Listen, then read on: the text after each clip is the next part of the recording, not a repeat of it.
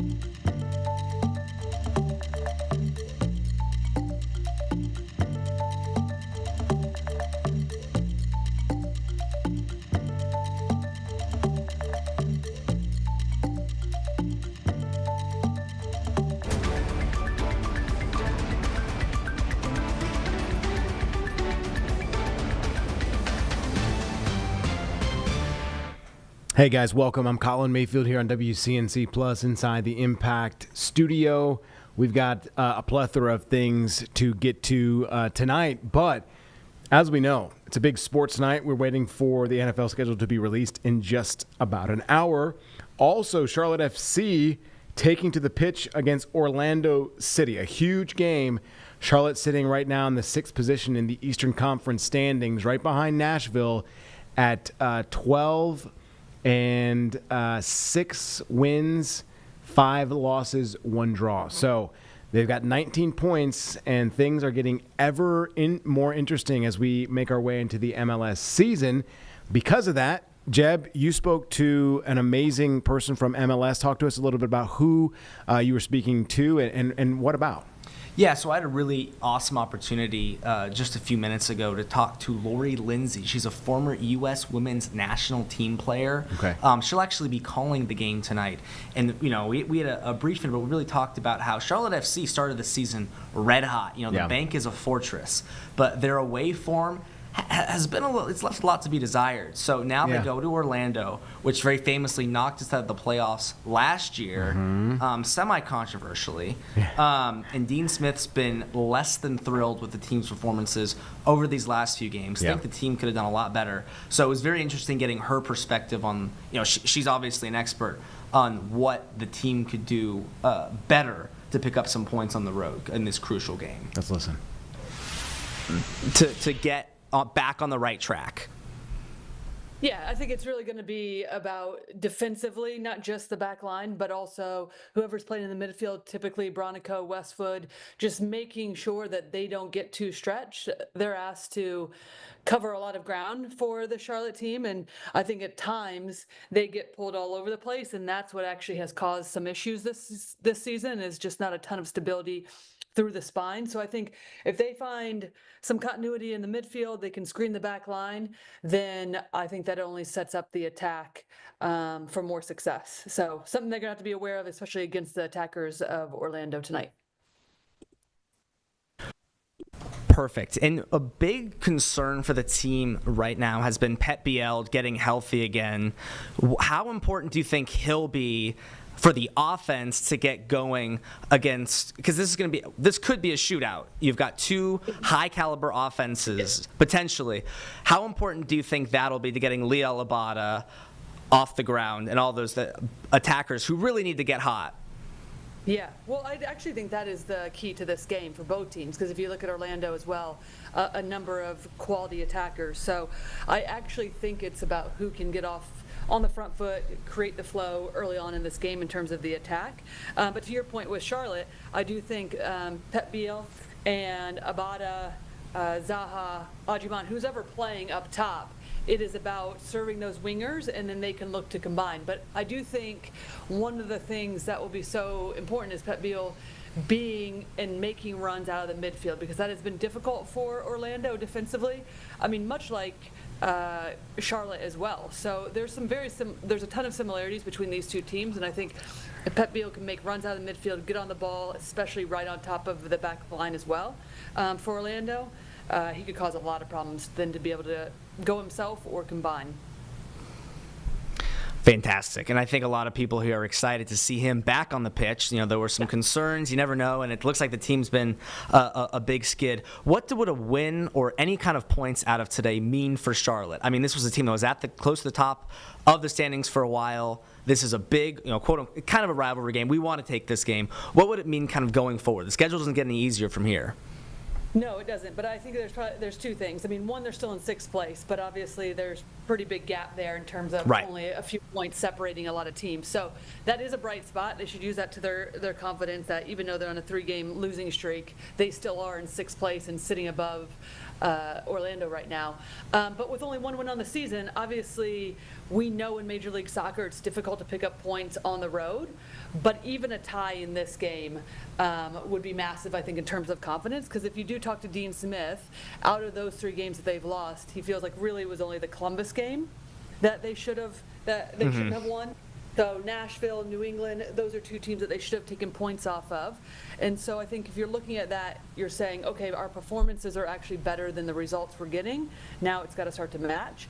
And so it would be huge to get that against Orlando, midweek game on the road, to even get some sort of result. So it's going to start defensively and then also consistently feeding your attackers so that you can set them up for success. And just really quickly here, finally, one of the things Charlotte FC has done better than really any other team in the last year and changed, and so has been defense. You have Malanda, you have Kalina. They've been letting in more goals, it feels like, than last year. Should fans be concerned about some of those performances? No, it kind of goes back to what I was saying. I wouldn't have sound alarm bells just yet. It's more about the continuity, I feel like, between the midfield and the back line. I mean, this is a Charlotte team. They want to attack quickly. They want to find the wingers the first and foremost, and then they're going to go from there. And they can make the decisions if they're going to combine, if they're going to serve early balls in. But at times when you do attack quickly, that means you're out of shape defensively. And I think that's where it comes down to Westwood, Bronico, who's ever in the midfield, just making sure, one, that they're connected as a unit, but also connected to the back line, because it has been some of the issue has been runs out of the midfield from opposition scoring goals. So it's just a full communication, not just the back line. Fantastic. Well, thank you so much. I know you have to get out of here. We seriously appreciate you taking the time and joining us here on WCNC Plus. Yeah, really, really appreciate Lori joining us. That was a really, really neat interview. Yeah. And, it's going to be a really, really fantastic game. Yeah. They're out in Orlando tonight. They come back on Saturday playing the Chicago Fire, Right.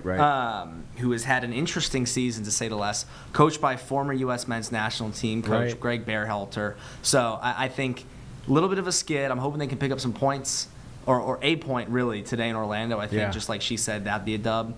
And then having them come back home and get back to form against Chicago. Very exciting time. After that, then they have a home game with DC United, and that's next Wednesday. Yeah. Another Wednesday game. So Yeah, Wednesday games are back. This is the thing. As we're heading into into playoff, let's look at that, right? I mean, are we too far away to talk about that just yet? No. And I think at any point, it's similar to basketball in where it stretches, right? Like because the season is a little bit longer. You look at runs of form, but if they can't get back on the right track, right now, yes, they're in 6th position, but they're only one loss away from being in 11th position. So, if they lose, other teams win. It's so compact right now. Yeah. Because one of the really neat things about the MLS is the parity of the entire league. Anyone can win on any given day. There aren't, even the team with Lionel Messi, Inter Miami, that's a team that has dropped a lot of points. Yeah. Cincinnati's dominating. Yeah, Cincinnati and Columbus, the two Ohio Now, let's not forget that team, before they were, I saw this in real time, before they were a professional team. Yep. They had, I won't call it a pro-am team, but it was one step below a professional league. The USL. And at that time, the USL League.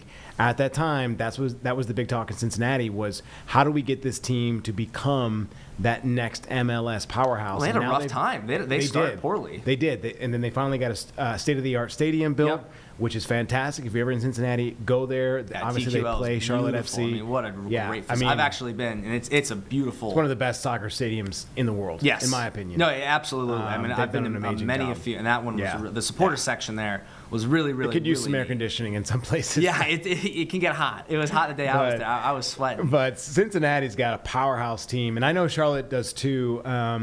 But it remains to be seen where that goes. They're at the top of the league right now with 8 wins. So yeah, it's all about Charlotte getting their stars to click. You know, I think you've got Wilfred Zaha, you've got Leo Abada, and you've got Pep Biel, who has up until his injury had been playing better than anyone really expected. What about Patrick Ajiman? He needs to get hot. Him and Toklamati, who's a young man they signed from Israel last season, have been battling for that star forward role. Okay. Neither of them have taken it yet, but I'm hoping tonight's game against kind of a leaky defense in Orlando City. Their offense is electric, but that defense is a really, really attractive defense if you're a forward on Charlotte to kind of maybe get a goal, get an assist, get on the stat sheet. Yeah. So I think it's going to be a really good game, and hopefully Charlotte can make something happen there. Nice. All right. Well, hopefully, yes. Let's bring the crown home. Well, let's bring the win home to the crown, I should say. But anyway, great stuff. Jeb, appreciate that. I love that you're taking over there with that MLS because I'm still learning a little bit more about it's awesome growing the league, football. man. Yeah, I love it. I love going to the Charlotte FC game as well. So we're keeping with the sports theme tonight, though. We actually had a couple members of the Carolina Chaos from the Premier Lacrosse League come by today and spend some time inside the Live Impact News studio. So this is why you should download WCNC Plus. Otherwise, you'd miss this type of live content. But don't worry, we're going to play it for you here in a couple of minutes. However, I do want to talk a little bit about the Chaos because they were established in 2019 as one of PLL's original 6 teams. They were then rebranded as the Carolina Chaos in 2024. And they've had an amazing start. It's a championship pedigree team, of course. They secured the championship in 2021 and have made 3 other championship appearances. And they've got skill and physicality. And 2 guys we brought on today talked all about that. This is in the lead up to their home games on June 6th and 7th. Now, if you're new to the PLL or PPL like we are, PLL, sorry. we learned today, and we've been learning, that these home games happen over a weekend. They kind of take over the cities that they're in. So the Chaos are going to return to the American Legion Memorial Stadium for their 2025 homecoming weekend on June 6th and 7th. And I got to tell you, we were talking to these guys earlier, seems like a family fun atmosphere, so you got to go and get tickets if you can.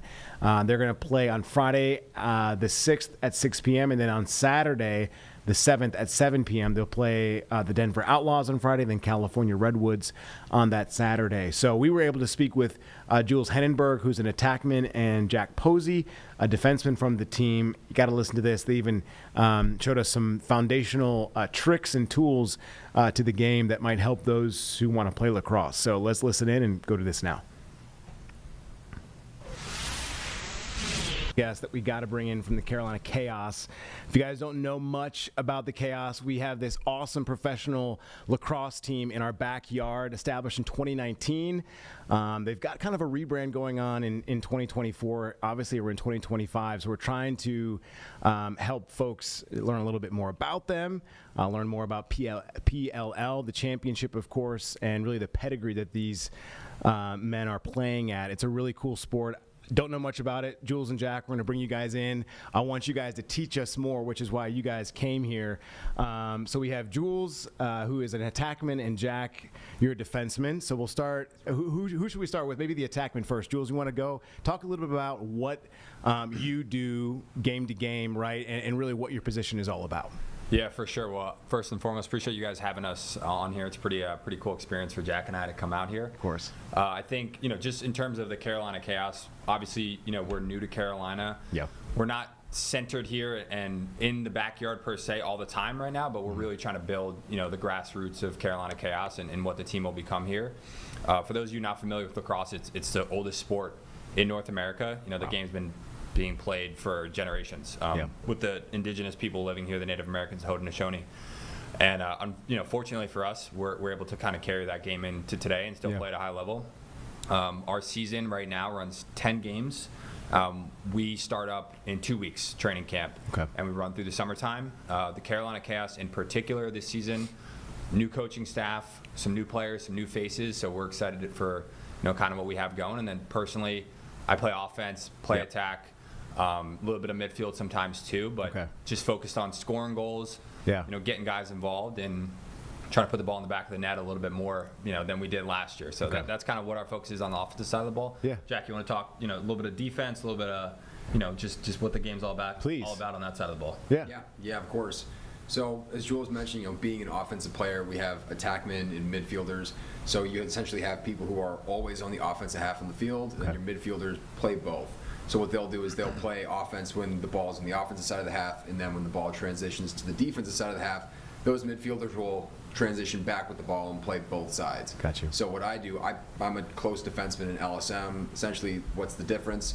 A close defenseman is somebody who's always on the defensive half of the field, and I have a 6-foot long pole. So I cover people like Jules. Jules and I were actually out yesterday morning running into each other a little bit and doing some live reps just in preparation for camp in the season. But yeah, a defenseman in lacrosse, we're extremely tough, super physical. We have to be in great shape and be super strong because we have to cover bigger, stronger guys and shorter and quicker guys. So the long poles, I think, are the most athletic dudes in the field, just because we have to be able to do everything. Us and the D middies. The D middies, those dudes are the workhorses of the lacrosse team, and we'll definitely dive into a little bit more as to what these positions entail. But essentially, defensive midfielders are the middies who specialize playing defense. So we have like offensive midfielders, like Jules is saying, he played midfield as well as attack. So we have guys who specialize offensively, and then guys who specialize defensively. But yeah, so I'm a long pole. I try to essentially keep the ball out of the back of the net. And yeah, man, at the end of the day, like, we just want to give the ball to the offense and give them every opportunity to score. So it's really a fluid game, and each unit has to do their own job, but there is a lot of transition where we get to work together, and it's awesome. I love it. Jules and Jack, this comes to my mind. Is there any similarities, and it seems like there are, to hockey and soccer to your guys' game? Can I draw any conclusions to that, or is it much different? No, definitely very similar. Depending on what sports you played growing up, there's always something you can pull from another sport into lacrosse. So I grew up playing basketball. Okay. Loved basketball. I didn't even really care about lacrosse until 8th grade. So by the time I was playing, but wasn't passionate about it. I was playing AAU basketball. Thought I wanted to play in college, play in NBA. I was a New Jersey Nets fan growing up. Jason Kidd, Vince Carter. Loved Kidd. Kenyon Martin. Yep. And so when I started playing lacrosse more seriously, I realized, number one, I'm in great shape because I'm playing basketball. I'm Right. running up and down the court, so I have that as an advantage.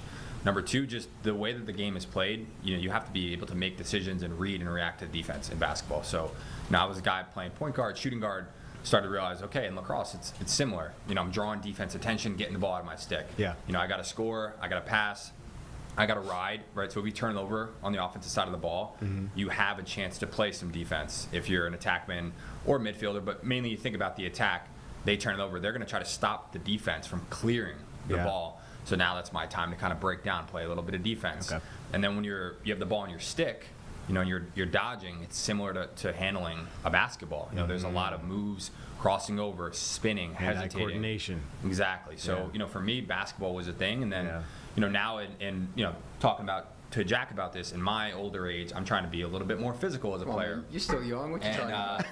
And so I think Listen, about, man. I think about You guys, football. if you're in your 20s, you're young, all right? Just late 20s now. There we go. But I think about football, right? It's such a physical sport, and Yes. you have to be able to condition your body to get hit and absorb contact and deliver hits. And that's also, an angle to our sport. Not everyone has to play that way. Yeah. We have a lot of players that are graceful, players that they're fast, they never get touched, but ultimately there is a level of contact on the field, and guys like Jack, they want to impose their contact on the player that they're guarding. And we have some guys in our league. Think about a guy like Zed Williams or Asher Nolting. These guys are 220, 230, and they're out there just hanging the ball on their stick with guys like Jack draped all over them. And it's a physical battle. So there's so many attributes depending on what sport you like or what you played, and you could see it come to life in lacrosse. Yeah, I was in Bantams hockey for like a minute, so maybe I could draw some experience from that, but probably not. So, but yeah, no, it's really cool to learn a little bit about it and really the physicality of the game, because you can get in the heads of your opponents that way as well. So I'm sure you guys probably play some games like that with the people that you play against. You guys have some gleaming resumes. I mean, Jules, you're a 4-time All-Star in the PLL. Jack, you've got Big Ten honors, all Big Ten honors at Penn State. So I want to talk a little about your backgrounds, because I did talk about, right, I went to Marquette, we had a team, it was established, didn't see him play, but I do know Ivy League schools, a lot of the Eastern schools are very good at lacrosse, and it seems to be making its way west, right? It's hit the Midwestern schools. I'm sure there are schools out west that play. So talk about, Jack, we'll start with you, your background, where you came from, and how you got involved with Carolina Chaos, because it is a new thing. And I think, there are folks that may listen to this that maybe want to follow in your guys' footsteps. So I'll ask that. So I think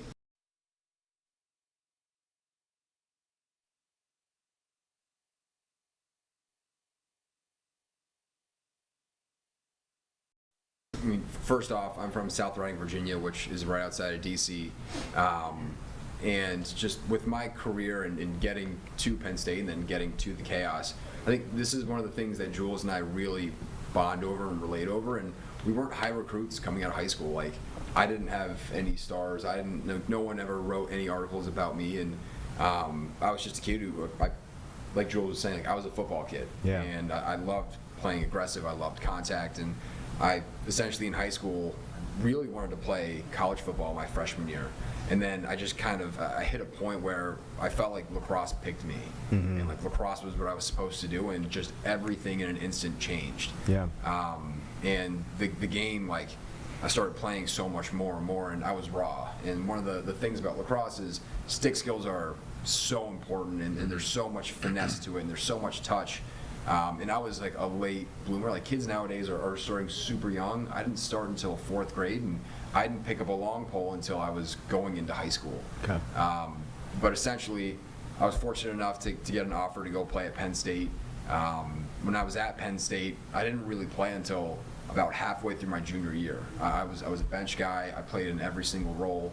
My freshman year, I was bottom of the depth chart. Sophomore year, I was kind of the next man up. Okay. And then junior year is when I finally got my opportunity to get onto the field. and again, like Jules and I, we always kind of go back and forth on this, and it's the continual commitment to developing your game and improving, right, and having like that long-term mindset, and that if you can stay consistent to what you love and you seek to improve all the time, then you'll have, you're giving yourself the best opportunity to succeed and to accomplish your dreams. And for me, it was always a dream to play pro lacrosse. Like the second I decided like lacrosse was it, like I knew that's what I wanted to do. Okay. So yeah, my essentially played my junior year. My senior year came around, was an All-American and was blessed to receive that. And essentially at the very end of my senior year, I tore my ACL in the NCAA quarterfinals. I had a fifth year I was coming back for. My freshman year was COVID. But I barely played my fifth year because I was recovering from this surgery.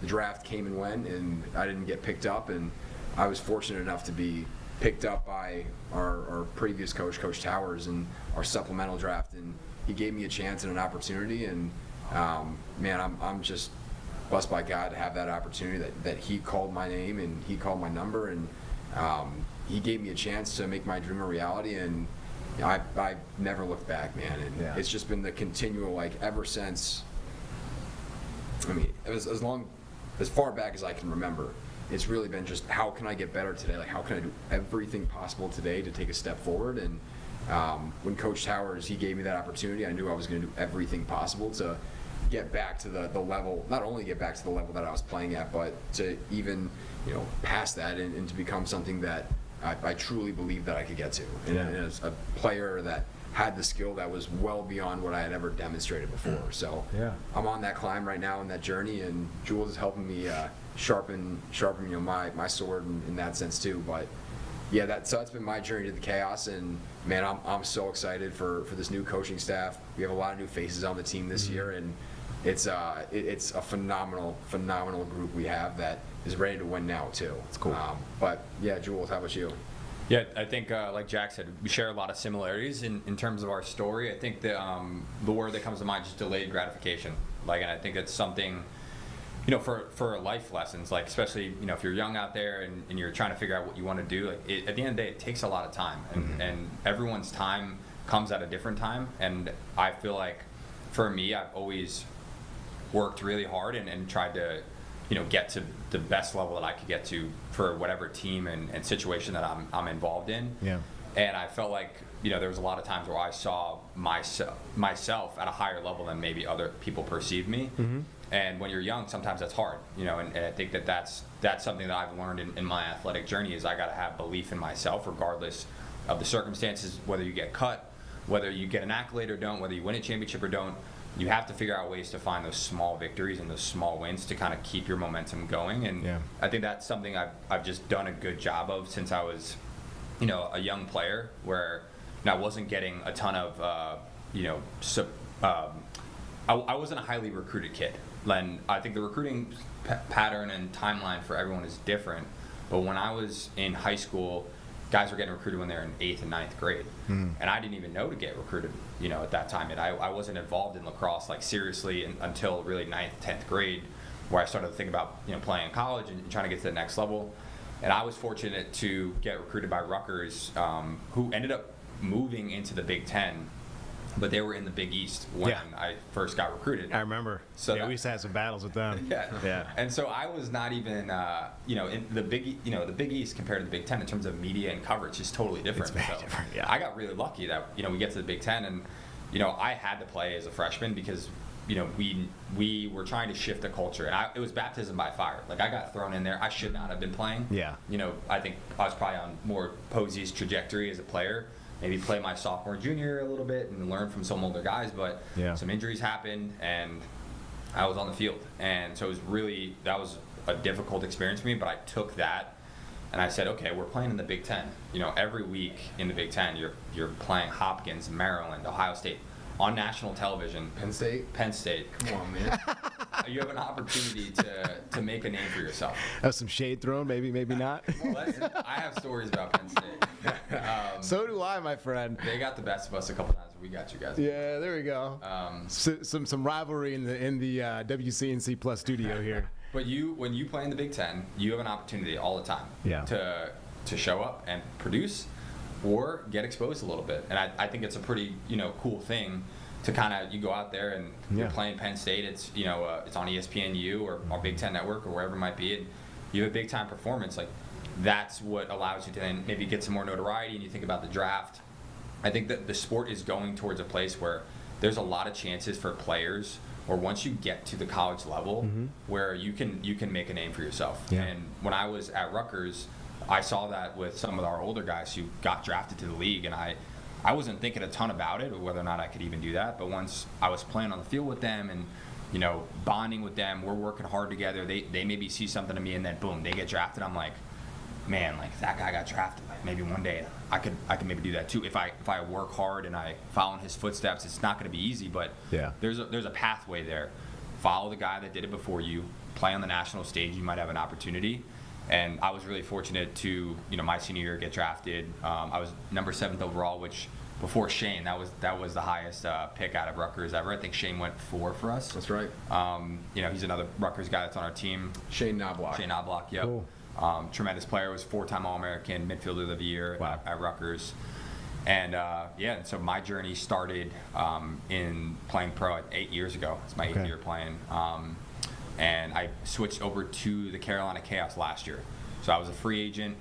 Similar to other sports, you have an opportunity to kind of look around, see what team might be the best fit, and have some conversations with coaches and players and see what works. And I just felt like the Chaos, the locker room, and the culture, and the opportunity to make an impact, and that was all I ever wanted. Just be a part of a great team and great group of guys, and try to make an impact on game day, and try to win a championship. And I think that's where we're at. Like, we all want to win a championship.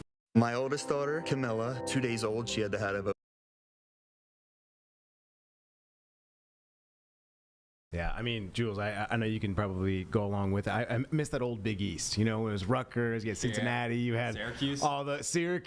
You had all those schools, UConn. It's just not the same anymore. But the Big Ten does get quite a lot of press over the Big East, and I think we understand that, right? It's those schools are pretty big and hard to compete against. So, what a journey you guys both have had. I want to broaden our discussion a little bit more to talk about the league in and of itself, because I think it's obviously it's very new. It's different than other leagues as well. So let's talk about that, because you guys don't normally play in your backyard, right? You move around. So talk a little bit about the schedule, if you would, Jack, and I'll ask Jules a different question. But what does that look like? It seems like you guys have home games in June, 6th and 7th, right? That's correct. And what does that look like then for the rest of your schedule? Explain a little bit how that works. Yeah, so first and foremost, we play at American Legion Memorial Stadium on June 6th and June 7th. Okay. Heard it here first. Those are going to be conference games. We play the Redwoods and the Outlaws, I believe. You're right. I think yes, Denver Outlaws and the California Redwoods. That's right. You got it, man. So that's going to be our second and third game of the year. So huge conference games. Like, come out, support. Everybody that comes out and all the energy, like, we feed off of that, and it truly is incredible with, like, the Red Legion, the drum pounding. I mean, it's unlike. I mean, I played at Penn State. We had a phenomenal student section. I saw so many great college student sections. There is truly nothing like, having a loyal and dedicated fan base behind you and supporting you, and it truly changes the trajectory of games. That's cool. But as far as the schedule goes, so the way the Premier Lacrosse League, the PLL, is set up right now, we have 10 weeks, and each week we play in a different city. So essentially there are 10 cities that we play in, and each team gets a homecoming weekend. In that homecoming weekend, you play 2 back-to-back games. So we play on the 6th and the 7th of June. Okay. The first week starts off in Albany, so we have about a week training camp leading up to it, and essentially the finale is of that whole training camp is May 30th and 31st, which are the first, like, that's week 1 of the league, and we play on Friday. I'm not sure the time, but we play on Friday, May 30th. That's our first game of the year against the New York Atlas. Okay. But yeah, so essentially each week, all 8 teams will go and play in whatever city that the league is collectively playing in at that point. That's awesome. Yep. So you guys got to take over the city for a little time. That's so cool. Yeah. I mean, talk about a generation for economic revenue too. That's really cool that you guys do that, and I think that really highlights not only the sport but the city that you guys are in as well. So that's cool. Let's see. What else did I want to talk to you guys about? Tickets obviously still available. You guys can get tickets at getchaostickets.com. Jules, I did want to ask you a little bit more about your background because foundationally we had talked about, right, like you have to be good at hand-eye coordination. So for those that are listening and for those that will listen to this, any young athletes that are out there, what would be your best advice for those kids? I mean, I always used to say hockey, you know, it was a fun sport. It was a little expensive for my parents. Yep. And I don't want to put lacrosse in that same light because it isn't, but sometimes it can be hard to start up if they don't have it in your community. So any advice on where to start, how to maybe help parents out if their child sees you guys, they come out to a game and they're all about it? What would you say to that, I guess? Yeah, I think, just holistically, you think about sports, I would encourage everyone to play all the sports they can when they're young. Like, play all the games, man. Don't specialize in sports until you know around that 13, 14 that you're starting to find an edge, find something different about yourself in that sport where, okay, if I invest a little bit more money, a little bit more time, now that can kind of take me to the next level. Yeah. I think people tend to, get caught up in the noise a little bit and the FOMO, and I get it, social media, and they start like really trying to hammer home, like when you're young, just play this one sport. Well, a couple things can happen if you do that. You're going to get burnt out. Yep. I see that all the time with kids. Like if I played lacrosse super seriously from when I was a young kid, I don't know if I'd still be playing right now. Okay. And so if you want to have a long career and a career that gets you to college, you gotta stay the course, right? So that's an important part of it. And I would say the other side of it is you're going to develop so many different attributes by playing other sports that are going to allow you to have success in another sport, potentially lacrosse. Okay. And so with that being said, I think when you think about young players, one of the things we love to do, I'm from New Jersey, grew up in North Jersey, and we played pickup lacrosse. So we would go to a field and we would have players there with their gear. We'd have, it was a little bit organized, but it was kind of with your talent, but not really. Yeah. And you just play. And you play for 4 or 5 hours on a summer night. And I look back at my experience, and that's not happening anymore. Like, people aren't just playing pickup sports, and that was huge for my development because I could be the best player on the field, I could be the youngest player on the field, I could be playing midfield, I could be playing attack, I could play defense. Oh, there's no LSM, let me pick up the long stick and go for that for tonight. There's no pressure on me. We're on a random dirt field in Jersey. It's whatever it's going to be. Yeah. And so I think pick up lacrosse, and then what we're going to do today, we're going to play some 3x, which is a different version of pickup. You have a tennis ball, you find a little bit of a net. You don't even need a net. You can get a freaking trash can. Yeah. And all you need is a stick, which you can go buy a stick at Dick's Sporting Goods for $30. Nice. And you need a tennis ball. And if you get a stick and a tennis ball, and you just start messing around with that thing, that's when you fall in love with the game. Yeah. It becomes second nature to you, and it becomes an extension of your body when you just hold the stick and you continue to pick it up every day. And that's what it was for me. I picked it up every single day. My dad talked about that with basketball. He's like, if you want to be great at basketball, you need to dribble basketball all the time. Right. And I was like, okay, well, I want to be great at lacrosse. Well, grab your stick. Yeah. We go on vacation. You go to school. You go anywhere. You better have your stick with you. If you want to be great at this, and I'm going to invest money into it, bring your stick around. And that's what, all of a sudden I looked up and I was a pretty good player.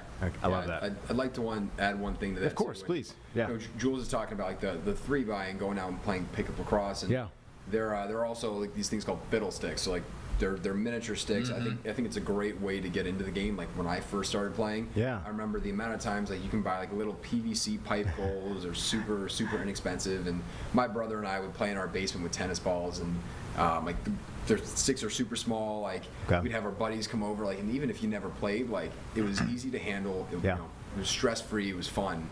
Fiddlesticks was a huge part of my development as a young kid. Okay.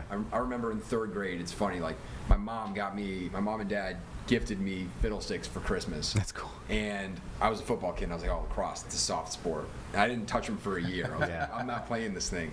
And then a year later, some of my buddies were like, hey, like, we'd love to play. Like, we're interested, and we broke those fiddlesticks out, and I fell in love with it. Like, the second I touched them once, I was like, oh, wow, like, I can't believe I let these things sit idle for a year. Yeah. But that's a really good introduction into the sport, too. I love that. You said it's soft sport, right? So I think part of the stigma around lacrosse is it's kind of this pretty boy sport. It's soft. That's all. Oh. So is this up to date? Mostly. At my last job.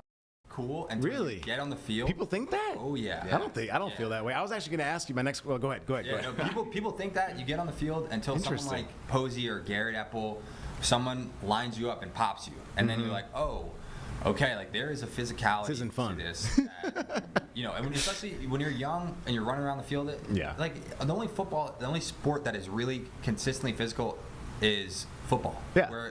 And honestly, they're not even playing tackle football at a young age in a lot of areas anymore. They're playing flag. Right. But when you get to like, high end 8th grade, 9th grade lacrosse, varsity lacrosse, it's a physical game, and that people enjoy that. Obviously, we have helmets on, we have pads on, but someone's coming down on you with a stick, and they could wail on you. They might get a penalty, but if Jack's angry, he's coming down on my arms, and he's gonna make me pay for it. That's just the way the game goes. Right. That's what you got to do sometimes. I like that. I mean, sometimes, like I said, you got to get in the mind of your opponent, right? So I got 2 more things to ask you guys. Real quick, though. Jules, I did not want to butcher your name when you came in, and I saw your name. I froze up. I was worried.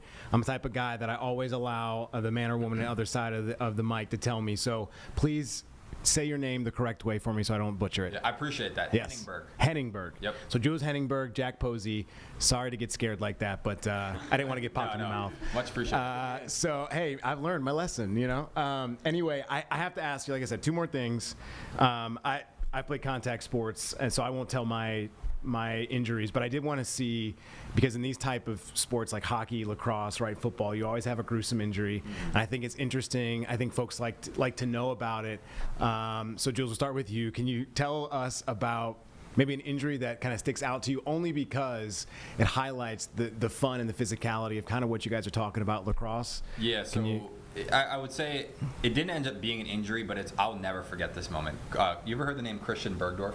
No. Nah, see? I won't forget it now. Dating myself. 4-time All-American. He played at Denver University. Denver is out west. They're doing a tremendous job. Coach Matt Brown's out there. Okay. Legend of the game, Coach Tierney, who was there before, Bill Tierney, who's now Water Dogs coach in the PLL. He built that program of Denver up. Okay. They won a national championship in 2015. That's right. And they're doing a tremendous job. Yeah. Talk about the growth of the game.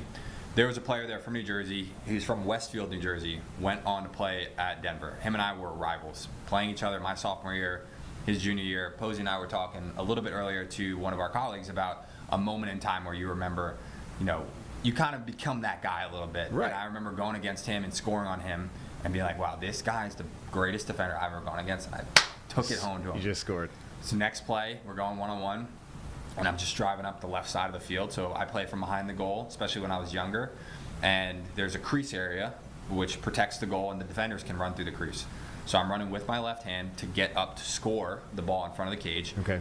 And this guy hit talk about a check, brings his stick up, hit my elbow so hard, my elbow was down that it went limp, and I ended up trying to score with one hand, and there was no call. And I just remember being like, Did you score? no. I just remember being like, man, like he remembers me scoring on him. I could see like the anger in his face. He was upset. And I was like, that was a moment where I knew he was that guy. That's And cool. He went on to be a 4-time All-American, got drafted, played professional. But I just remember that battle with him and that check in my elbow to this day, how that felt, and I'll never forget that. That's exactly what I was trying to ask. That's perfect, because that fuels you and inspires you for the years after. So what about you, Jack? I know you probably got a cool story. Can we hear it? An injury story? If it relates to that, Man, to speak on the light of injuries, I alluded to it a little bit earlier in our conversation, but so I tore my ACL in the quarterfinals against West Point in 2023. We ended up winning that game and then went to the Final Four, which was the second time Penn State had ever gone to the Final Four. That's cool. For anybody who's a true lacrosse fan or follows college lacrosse, that was the year where Duke beat us, so I guess good for North Carolina. Right? Duke beat Penn State in a controversial overtime goal, and Garrett Ledman scored that goal. He's actually a good friend of mine now. But in the moment, yeah, I was not happy with him. But long story short, he stepped in the crease and then scored a goal. And we didn't have instant replay at that point in college lacrosse. Okay. Now we do, honestly, because of that. But super like pivotal moment in the game, but I wasn't able to play. But when I look back on that injury, throughout my entire career, like I had always like tried to work harder than everybody, and I tried to do more and more, and more extra reps, more recovery, more lifts, more film, more like wall ball, and all this kind of stuff. Like you talk about a good way to get into the sport, wall ball, super fun, great way to like introduce stick skills into the game. So you take a ball, your stick, and you find a brick wall, and you just play pass with yourself. Jules and I do this all the time, like literally almost every day. But my whole career, I struggled like a lot of people do, and slowly I started to make strides, and I finally felt like, man, like to Jules' point, like, I feel like him, like I feel like I'm getting to that point, like I feel like I'm one of the best players in the country. And then in the biggest game of my life, I tore my knee, non-contact, changed direction, and it was one of the most devastating things that had happened to me, because there was this whole long journey and process of pain and struggle. And the second I felt like I was almost at the top of the mountain, I just got knocked all the way back to ground zero. And looking back on that, like there's so many people who helped me through that, and just from my teammates to my support staff to my coaches to my family to my trainers to my mentors and to my best friends. And what it really made me realize was, although I had put in all this work, and I knew it wasn't just me, but it made me realize how much I truly depended on those who I loved and those who were around me to not only get to where I was, but like to become the man that I was as well. That's perfect. That's what I was trying to pull out. That injury, like, while I could look at it as one of the worst things to happen to me, it truly is like the greatest blessing of my life. I think a lot of people see like the Jason Tatum injury, right? That's kind of why I asked it, because I know that there's a learning curve after a situation like that. I didn't want to draw on your collective trauma, but just to show people out there that you are going to get knocked down, and it's your choice to either get back up or stay where you're at. So it's cool that you guys are pushing forward and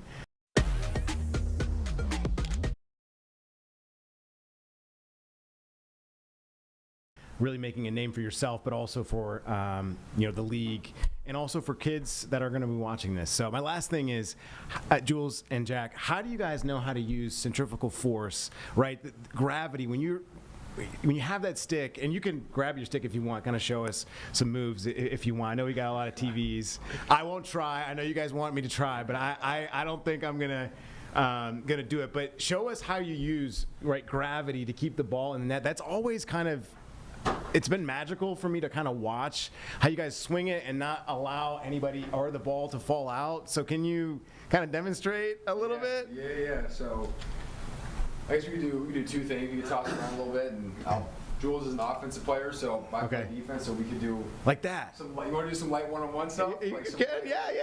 Go ahead. All right, so just don't break any TVs, please. The first thing I would say is, obviously there's depth to a pocket. So when you're young, hopefully you can get a stick that has enough depth where you can hold the ball, but not too much to when you go to throw the ball, stays. That stays. So and that's an important part of it, because if you don't know any better when you're young. So you want to find companies that have pre-strung sticks. This is an East Coast Dyes lacrosse stick. They're a sponsor of the league. They do a great job of stringing sticks up, giving them to you where right out of the bag, right off the shelf, you can use the stick. That's awesome. I think that's an important part of it. Now, obviously with that pocket, what that's going to allow me to do is when there's someone like Jack who is trying to impose his defensive will on me, I'm going to be able to cradle the ball, which means secure the ball in my stick. I don't want to just hold it here. I'm holding it here and I'm running. It's almost like thinking about running without your arms. Right? You're running, your arms are involved. That cradle is the same idea. So I'm moving my body and I'm running and I'm using that stick, and putting it back behind me and using my body to protect when I have someone like him on me. Wow. Obviously, that's when we're making physical contact, but there's opportunities where I'm just running in space and there's no one on me, and I'm cradling the ball, and then I'm dropping it back to set it up to pass the ball. And Jack, you just talk a little bit about passing the ball. What does that look like? From Technique. A skill standpoint? Of course. So just super simple. passing and shooting, our hand placement's going to be a little different. I don't really even like to think about hand placement. Okay. But if I try to, there's actually a cool little thing that one of my mentors taught me. If I'm trying to throw the ball hard, and if I try to throw with my hand on top of the plastic, it doesn't really move as fast. You don't hear as much. But as I punch my hand back down, the second I go to throw, that makes you sense. hear the speed. You hear the difference. It's like a catapult. Yep. Bingo. Yes, sir. Exactly. So when you go to pass, we generally want to, again, punch our bottom hand back. So now my hands are in more of a position where I can snap the ball Man, out. that velocity was crazy. I wish you guys could hear that. Yeah. I heard it. There was air and it hit my face. But yeah, when you go to catch, to have a little bit more control, typically, especially when you're a newer player, you want to catch with your hand closer to the plastic up top. So you have a little bit more control. Okay. Yeah, it's like if I'm going to go catch a ball, if it's further away from my body, which I use a 6-foot pole, so I catch balls like that far away. Way out there, okay. It's a little bit more difficult initially, so we start with that hand closer to the Man, the technique, you going through it all really kind of puts it all together. And this is why I didn't want to do it, because you guys are the pros. So Can you get that much force? yeah. I mean, also just to tie back to other sports. please. Like a quarterback. Yeah. Right there in athletic stance, they're rotating their body, and they're driving off their back hip onto their front leg, and then their arms are coming through, and their wrists are coming through after they've built that force up from the ground. Same thing with a pitcher. They're loading here, driving, and then everything's back behind them. All that energy. Through, and then it's through there. So I think there's a lot of crossover between other sports where, again, if you're a young player and you're playing these other sports, and you try to jump into lacrosse, once you get familiar with the stick, you get comfortable, you have the base, you have the athletic foundation for you to develop in the game. Yeah, it seems like you're never not moving, whether it's the stick, whether it's yourself. That's so cool. Awesome, guys. Let's see him toss it a couple times. Look at these dudes. I'd be breaking something. This is why I didn't do it. This is why I didn't do it. You guys are awesome. Well, I got one last thing for you guys. I want to ask Jack and Jules, did I miss anything? Anything that you guys wanted to shout out or tell folks that maybe I missed? Any last comments or anything? Just to open it up, Jack, I'll let you kind of speak first. Anything that I missed that you wanted to talk to us about that makes sense or is important? Mm-hmm. Okay. I mean, you did a great job asking a lot of these questions, man. Appreciate that. Really, it's truly an honor and a privilege for us to be based out of Charlotte and to have Charlotte as our home city. Yeah. I mean, I'm from Virginia, so not too far away. Growing up, a huge mentor, like role model of mine was Luke Kuechly. I wore number 59 playing football. That's I cool. love the way he played the game, and to be able to be in the same city that he had such an amazing career in. For me personally, it's almost like a dream come true. It's an honor. Yeah. But again, one of the things that we're so proud to be able to do is to represent Charlotte, and just to we met a lot of the super fans from the city yesterday, and just to see the passion and to learn the stories. We learned about the whole concept of keep pounding, and the backstory to it. Right.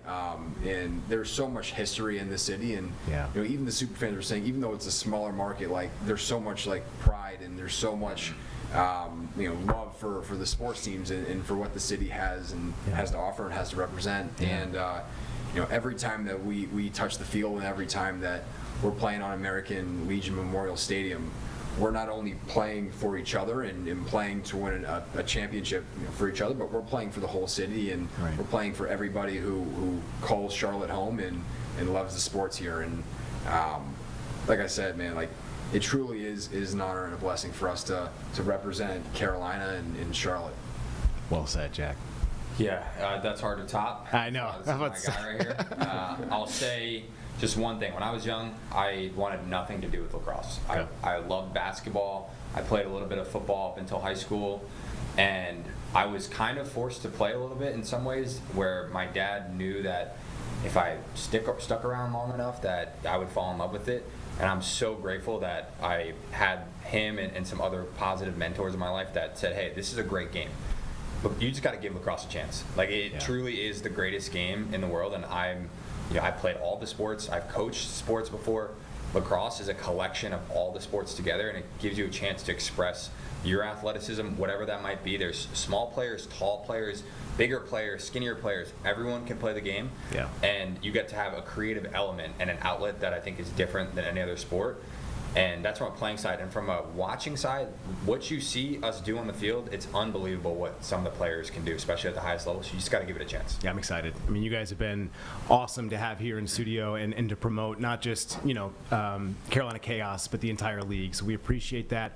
Jules Henningberg and Jack Posey, you guys, cannot wait to see you in action in June. I'm hoping to bring my family out to the game, so looking forward to that. But appreciate your guys' time explaining everything and really putting us on to what lacrosse is here in the Charlotte area. So, guys, good luck. I hope you have fantastic seasons, and go kick some butt. Oh, yeah. Thank you, guys. sir. Thanks so much. All right, don't forget, June 6th and 7th are the home games that the Carolina Chaos are going to take over American Legion Memorial Stadium for their 2025 homecoming weekend. Again, they'll face the Denver Outlaws on the 6th at 6 p.m. and the California Redwoods on Saturday at 7 p.m. Sounds like it's going to be a family fun atmosphere with a lot of competition to see and to enjoy. Obviously, we know things are getting warmer, and we're getting closer and closer to the summer, which sometimes spells issues on our local waterways. So there was a press conference earlier today just reminding folks about safety and being out on the water, what to do and what not to do. Let's go to this now.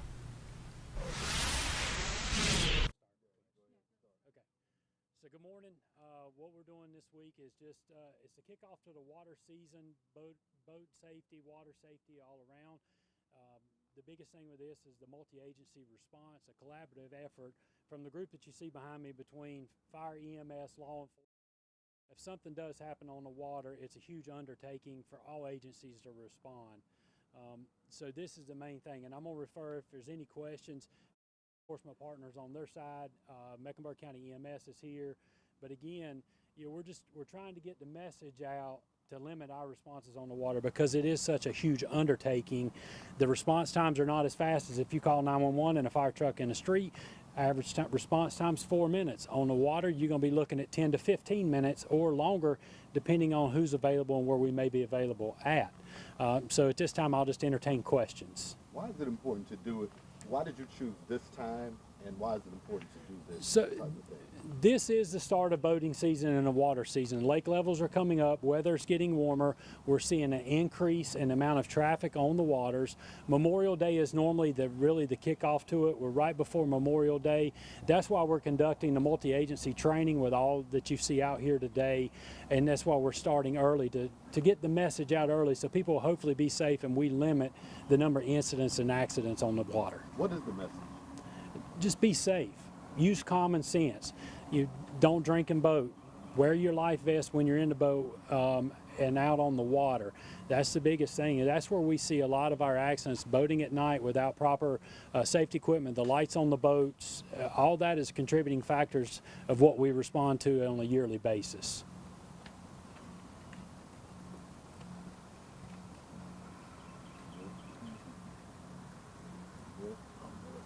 I think that's all we have. That's it. Do you want me to turn it over? Do y'all have anything to say on the law enforcement EMS side? I mean, speak a little bit on just prevention piece. Please. Would you mind just saying and spelling your name and then telling us your title real quick? Yes, Joshua Johnson, Joshua Johnson, and I'm the Special Operations Chief of Rescue for the Charlotte Fire Department. And if you wouldn't mind just starting by saying and spelling your name and telling us your title. Yeah, I'm Dr. Todd Vedder, T-O-D-D, Vedder, V-E-D-D-E-R. I'm a pediatrician with Levine Children's Arboretum Pediatrics. And I mean, my role is to hopefully not ever have to utilize any of these gentlemen behind me. Drowning is the leading injury-related cause of death for children 1 to 4 years of age in Carolina and across the United States. And so it's my goal to try to teach families about the basics, the ABCs of drowning prevention so that their child doesn't end up being just another tragic headline or a grim statistic. So we really just focus on as adult supervision, and right now, as the chief was mentioning, we're getting into summer vacation. Families are heading off to these vacation rentals and visiting relatives, and I'm just to encourage families, do a water hazard assessment before you go on your trip. Is there a lake by that Airbnb? Did the neighbor just put in a new pool by grandma's house? Because most drownings occur during non-swim times when we're distracted, preoccupied, we're trying to catch up with our loved ones, we're unpacking, we're throwing in a load of laundry, and it just takes mere seconds for a child to wander off, and then just a couple inches of water for that child to drown. And there's usually no splash, no shout for help, and so vigilance is really key in these situations. And so also just to mention, children on the autism spectrum are particularly drawn to water, and they are 160 times more likely to drown compared to other children. So you need to think of other prevention strategies in those instances, like GPS tracking devices, or even enrolling them in something like a program like Project Lifesaver.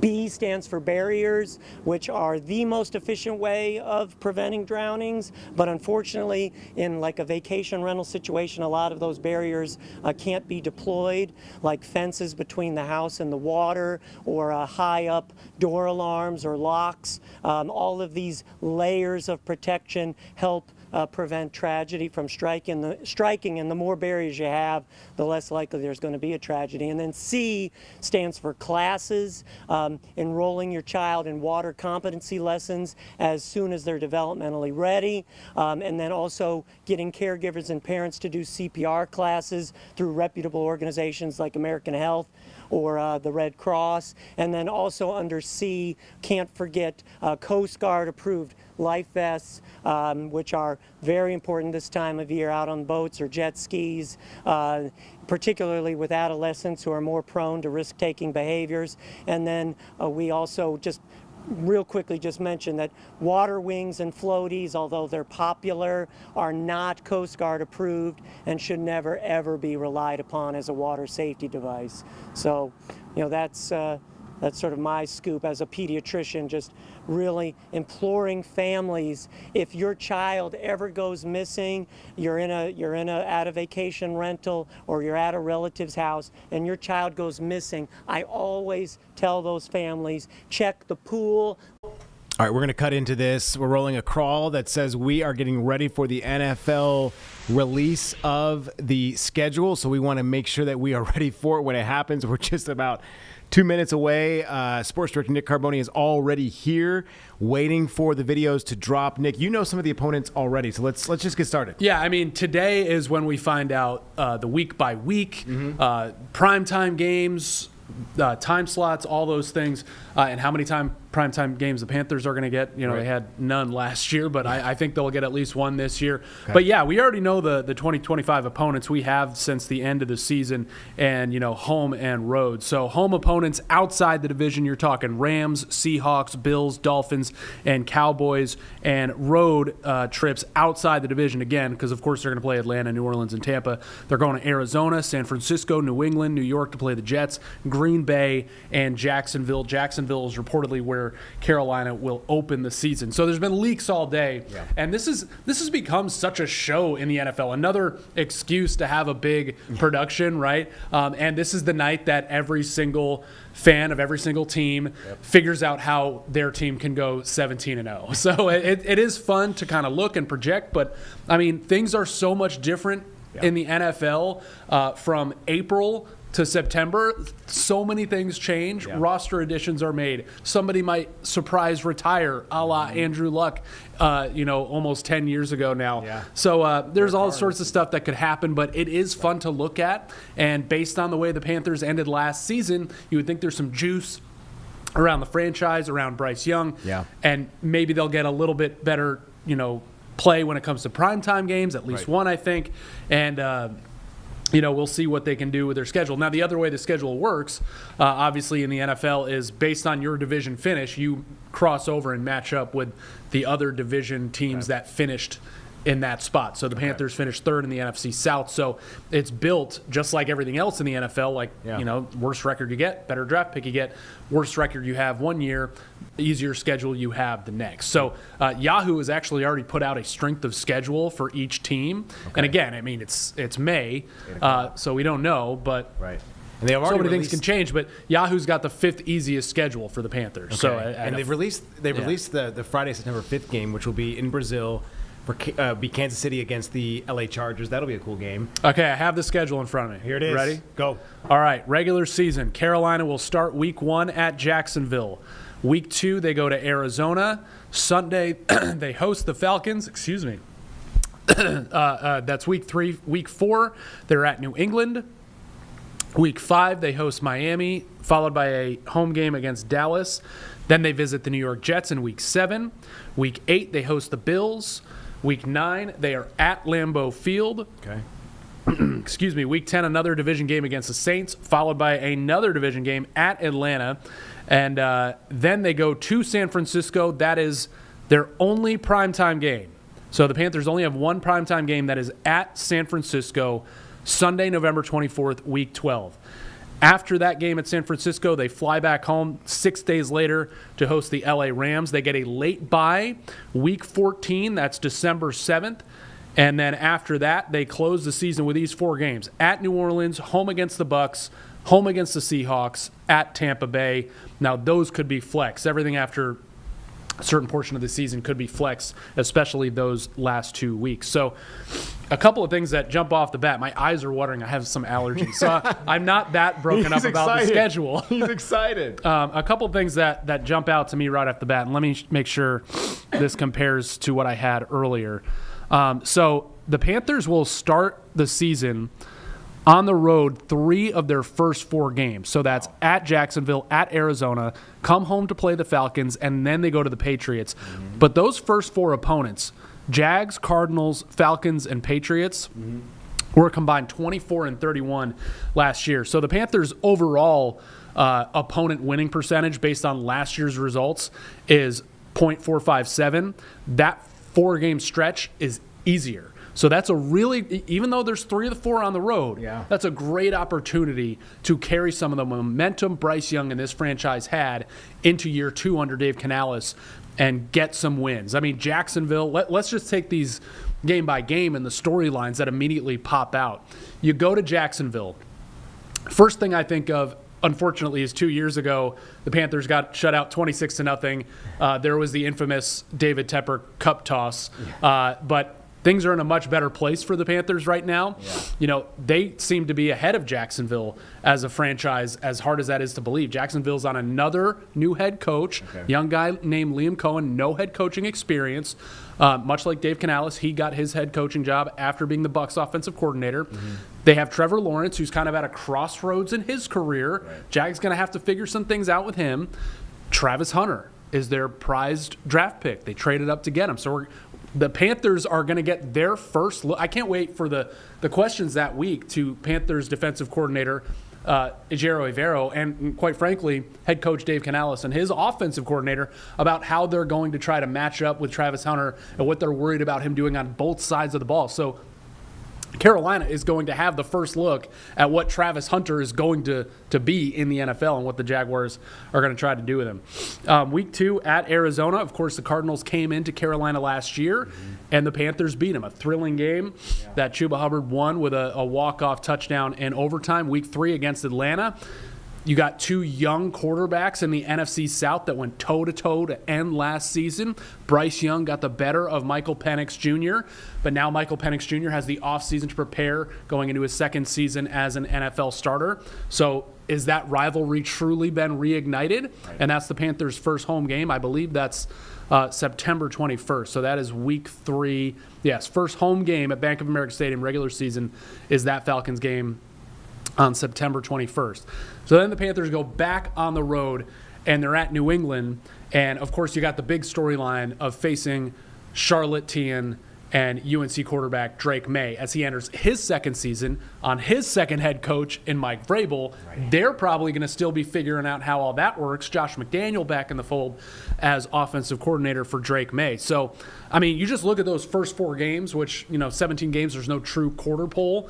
Right. We'll call it there. 3 or 4 on the road, but 4 games that, if the Panthers truly kind of figured things out at the end of last year, right. I'm not going to make any projections, but I think you at least want to win 2 of those games, if not a 3-1 start. We'll see what Arizona's got. They're not going to be easy there. Carolina usually has their number here, but at Jacksonville, as they're trying to figure stuff out with Travis Hunter and even Trevor Lawrence and a new head coach. At New England, same kind of dynamic there. Yep. Quarterback entering his second year, new head coach, new pieces. Against Atlanta at home, a game you absolutely want to win if you want to have a shot at competing for the division late this season because you're hosting Atlanta that early. So those are what I look at those first 4 weeks as being really important and interesting for the Panthers. And I think you can look at them as a Panthers fan and be really optimistic about those first 4 weeks. Okay. In terms of primetime games, are you seeing – I didn't see exactly what other games. So the Panthers only have 1 primetime game in the regular season, and that's going to be Monday Night Football at San Francisco. I'm sorry. It's a Monday night game. The schedule I have in front of me says Sunday the 24th, but that should be a Monday night game. 8:15 on ESPN. So that'll be the fun storyline there. If Christian McCaffrey is playing in that game, is Christian McCaffrey playing against the Carolina Panthers? Of course, he started for the Panthers, was drafted here, developed here, had record-setting seasons here, and then the Panthers traded him and. They kind of did what they needed to do at the time as a franchise.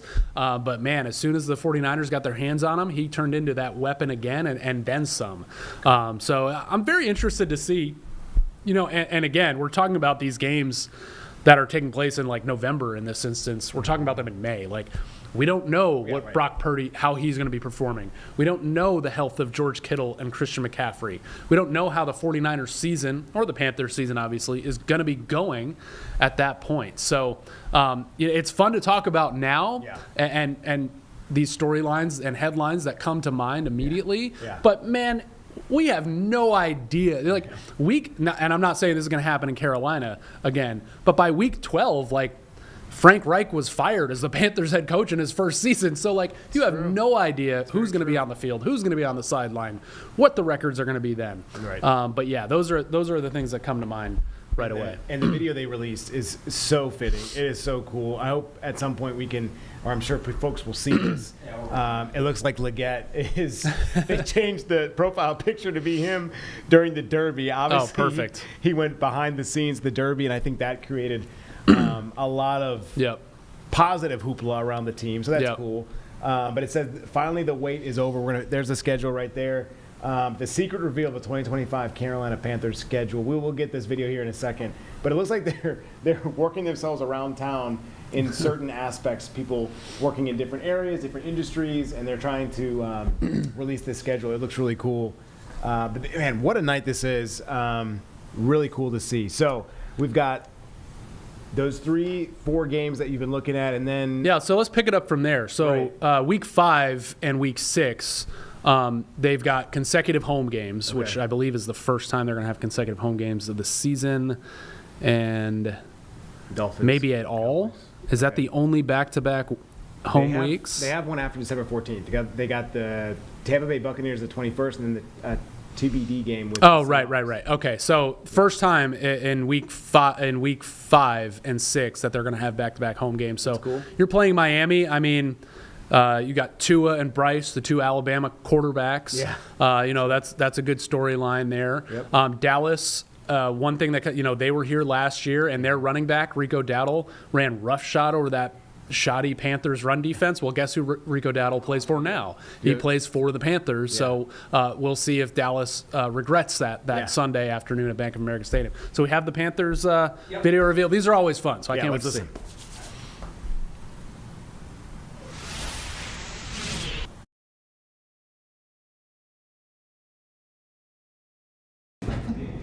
Listen, man, I appreciate y'all coming in for the secret reveal meeting. Coach told me to bring some of y'all boys in, so let's get right to the reveal. Say, B-Rob, man, hey, I appreciate you calling the meeting, man, but I got a secret I've been meaning to tell y'all. This ain't my real voice. This is how I really talk. When I was younger, I knew I wanted to be an American football player, so I thought having a southern accent would make people think I was tough. But the truth is, I love the finer things in life. I love fine wines and artisan cheeses. I curate works of art from around the world. And of course, appreciate a little light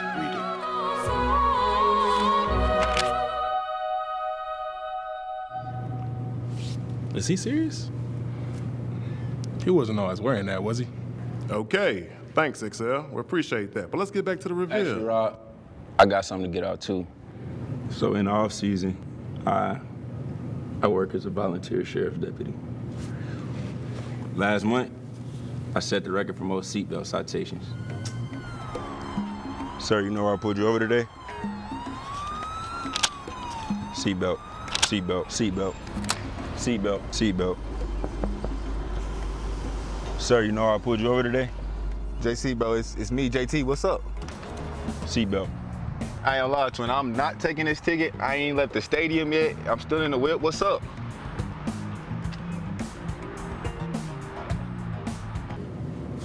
Nah, brother. I'm gonna need this one overturned, though. Whew. Thank you, JC. I appreciate that, brother. Let's get back to the reveal, though. All right. Listen. I ain't gonna lie, y'all. I've been telling Coach I've been living in the gym, but real life, I've been living in the stadium. I eat here. I watch TV here. I even found myself a house pet. Secret is, I really never leave.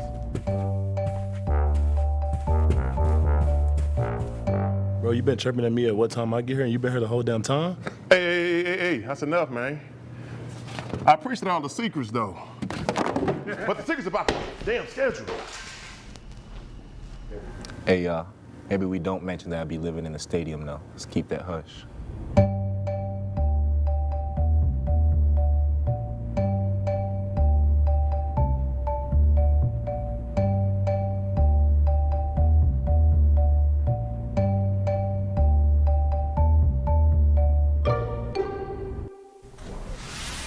Secret's out, Nick. Secret's out. That was good. That was good. I thought it was going to be more of like a derby thing with Xavier. I thought the thing they did with Leggett was brilliant. Yeah. I mean, people of a certain generation remember the Chappelle Show and, of course. and Lil Jon's appearance. Absolutely. And the kind of surprising voice that he busted out. So that was a great play there. And what's fun about these videos, especially the way the Panthers do it, is they get some of the top players who all have, on this team, great personalities, talking about Rob Hunt, Chuba Hubbard, Leggett, Derek Brown, J.C. Horn with the seatbelt. But then they also get some of the staffers involved. Like, I'm over there all the time, and I'm like, oh, I know who that is, like acting. So, I wouldn't quit their Sunday jobs and go join the Screen Actors Guild, but it was fun. It was fun. It was good. And there are a ton of videos that the NFL is putting out. All right, so we were talking about those two back-to-back home games. So Miami, Dallas. So that'll be an important couple of games. They're both at home. Yeah. They're not against world beaters. It's not like you're playing the top of the AFC and NFC back-to-back. And then it looks like at New York Jets, like go take advantage of playing at the New York Jets. They are obviously going under, rebuilding again. Yep. New head coach, but I'll tell you what the juiciest storyline is going to be. What's that? Heading into that New York Jets game, and it shouldn't change. Their defensive coordinator is none other than Steve Wilkes, the Charlotte native, former Panthers interim coach who went 6-6 after Matt Rule was fired and then didn't get an opportunity to be the head coach of his hometown team. Right. He is back in a coordinator role in the NFL, working for another defensive coordinator in Aaron Glenn, who's now the head coach of the Jets. Yeah. And he's going to be Jones, and he's going to keep it low key and understated that week. I guarantee you, we're not going to get a lot of bites out of him. No. But his players here still love him. Yeah. So that'll be like, I think of these weeks in terms of sound bites and questions. Those are going to be dominant that week, heading up to play the New York Jets. And then kind of a similar situation the next week, hosting the Buffalo Bills. Now, obviously, a much higher caliber of team, expected to be a contender for the AFC yet again. We'll see if they can get over that Chiefs hump.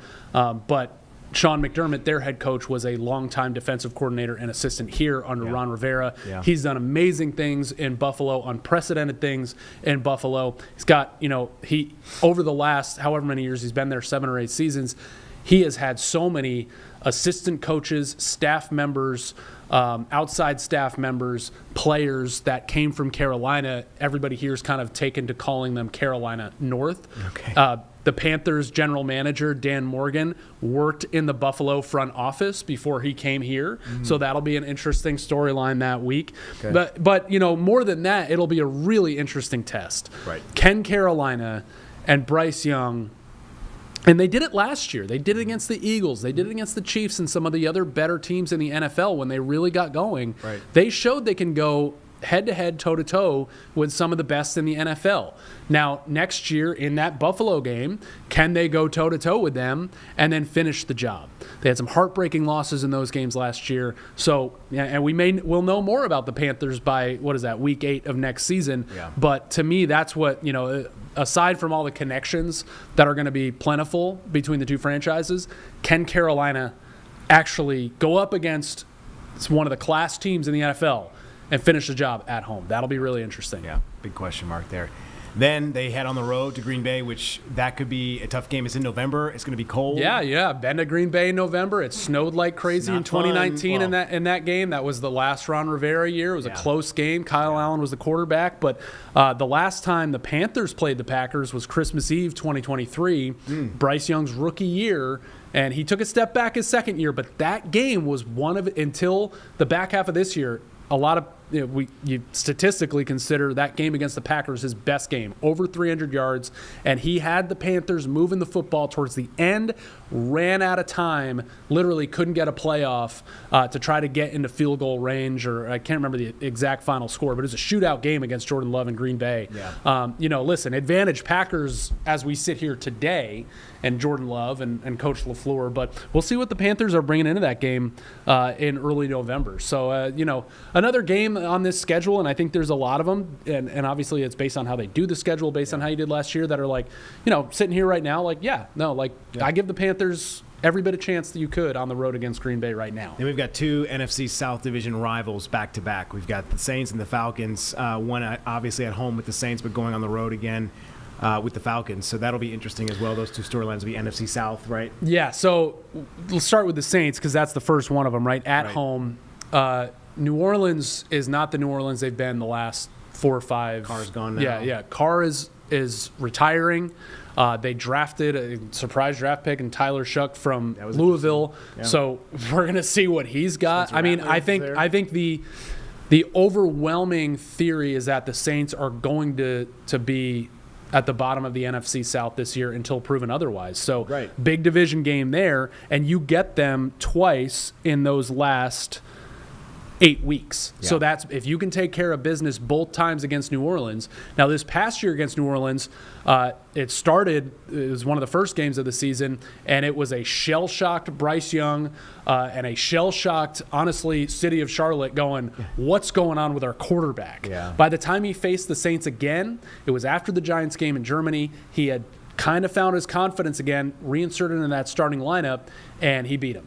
And the Panthers sealed it on defense, which is maybe the only time they did that last year. Yeah. Should be better defensively this year. Right. So, they've got the last one against the Saints. And like I said, if you want to stay competitive for the division, I think Atlanta and Tampa are going to be your toughest division foes this year. You got to take care. You got to go for that season sweep of the Saints. And I think a lot of guys on this team understand that and understand what it means to Panthers fans to try and go out and sweep the Saints. Even though Sean Payton isn't there anymore, you can almost imagine his face on the other sideline and go, we got to beat these guys. Yeah. The Falcons picked up a lot of good guys in the draft, obviously both on offense and defense. So defensively, the Falcons. Okay, so their defense looks. So going back to the first Falcons game, which is Week 3 at Bank of America Stadium, another huge storyline. Yeah, the Panthers passed up. I was sitting in that chair. Right, we were watching it live. Right, Jeb. The Panthers passed up a chance to pick Salisbury's Jalen Walker. Right, what did they do? later in the first round. They traded a king's ransom to get back into the first round and get edge rusher James Pierce Jr., who's from Charlotte. So both of these guys can sit there and make a strong case. These dudes passed up on me. Yeah. And now I'm going into the bank and trying to get mine. Right. And both of them are. That's going to be a huge storyline for the game, obviously, at home against Atlanta. Yeah. And then, down the road, this is where these big division games really, really matter. And they all do. But you're going to Atlanta after that Saints game, mid-November. Huge And like I said, like the Mercedes-Benz Stadium and the Georgia Dome before that sometimes has haunted the Panthers. They've had a lot of close calls, near misses there. And, did they excise those demons by winning a tight game at the end of last year? I guess we'll find out in this game going back to Atlanta later on in the season because there's going to be quite a bit on the line. I mean, I certainly don't expect the Panthers' record by week 11 to be, 10-1. So it's going to be a dogfight for the division, a dogfight for a potential wild card spot coming out of the NFC South, and it's going to be between, most likely, Carolina and Atlanta. And as you were saying, that after that November 16th game, they got a heck of a game that'll be in prime time, and it's not at home. It's in San Francisco, and we know that place gets loud. It's hard to play in. Yeah, so. and, listen, there have been a lot of primetime games since the Super Bowl season here that have just been kind of duds. Yeah. Because by the time the Panthers get there, they're out of it. Premier players are injured. The coach is on the hot seat. So I certainly hope that's not the case this time, and I hope it's a really good Monday night game that everybody in the country wants to watch. Yeah. And hopefully that far into the season, Bryce Young is I wouldn't say in the mix for MVP, right? But he might get an MVP chant or two at home next year, if he's performing the way he did the last 8 games of this season. So that would be a really great stage for him to show the rest of the world what he's hopefully shown the Panthers universe through the first 11 weeks by that Monday Night Football game. So then we've got LA Rams. That'll be at home. They have a nice bye week before, again, another NFC South opponent. So let's take us through those 3 weeks there. Yeah, so the Rams, they're always going to be well coached by Sean McVay. Still got Matthew Stafford, Puka Nacua. They've got guys. Good running back. And they've got guys right now, Colin, that right here, right now, we've never even heard of, and they're going to be Pro Bowlers next year. Yeah. That's how they roll. That's how they always do it. They got Devontae Adams again, right, too? They got Tay. Yeah, so, and then Bobby Brown III is the Panthers' new nose tackle who came from the Rams, won a Super Bowl there. So he'll be interesting to talk to that week. Ejiro Evero was on staff in LA. He's now the Panthers' defensive coordinator. So they're going to have a lot of familiarity with him. Yeah. And you never know. I mean, the Rams, had a bad start last year, and we'll see what happens. And they turned it around. So we'll see what happens with them this season. The bye week, week 14, that's late, but here, Dave Canales, Panthers head coach, he's going to talk to the media tomorrow at noon about the schedule. And he's going to be asked, what do you think about where the bye week falls? Every single coach will tell you it falls in a good, whether it's week 5 or week 14. Oh, this is going to be a good week for us. Week. They flip it, and especially Canales, because he's so optimistic by nature. He's going to make it so that'll be a great time for us to nurse some of those injuries and nurse some guys back to health before the closing 4 games of the season. So I know he's going to look at it that way, but you look at it the other way.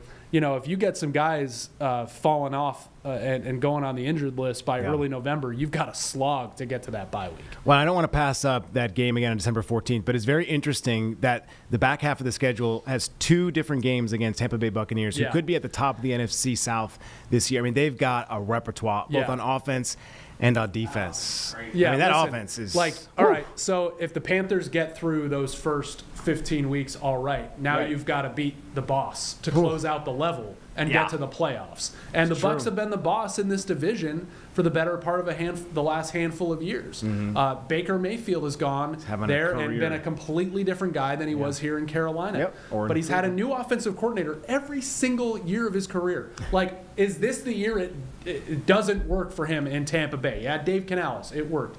Dave came to Carolina. You had Liam Cohen. It worked. Liam went to Jacksonville. So we'll see what they have now. And we'll see, they still got Mike Evans. They've still got good defensive pieces. They're still coached by Todd Bowles, who knows how to scheme it up against you. So the NFL knows what it's doing when it schedules these games. and it wants to see a good competitive division come down to the wire in 2 of those last 3 weeks. And, who knows, week 18, if that's for the division, maybe we get that game on Sunday Night Football on WCNC Charlotte. I would love that. That'd be awesome. That's why you see, I think it should say TBD next to those games, right? It does. So, yeah, we don't know when. Right. And those 2 weeks, we could be playing Saturday, Sunday. I like how they flex that. That's so nice. Yeah, just keep those open, and we'll find out towards the end of that month. But, yes, and the Seattle game's very interesting. How about to ask? Yeah, Seattle game is very interesting. Yeah. They have to go out west. Second-year head coach. Dave Canales coached there for a long, long time under Pete Carroll. Dan Morgan was there for a long time as starting his front office career as well. So Dave Canales really, took a lot of what he's bringing to Carolina from Seattle. Yeah. Different head coach and organization overall. But that'll be and they always seem to be competitive. No Geno Smith this year. Yeah. If I had to bet, I would say, that might be a think nice Seattle's reprieve. an unknown commodity this year. No one knows what to expect. Yeah. Is Sam Darnold really a Pro Bowl quarterback? How did I miss that?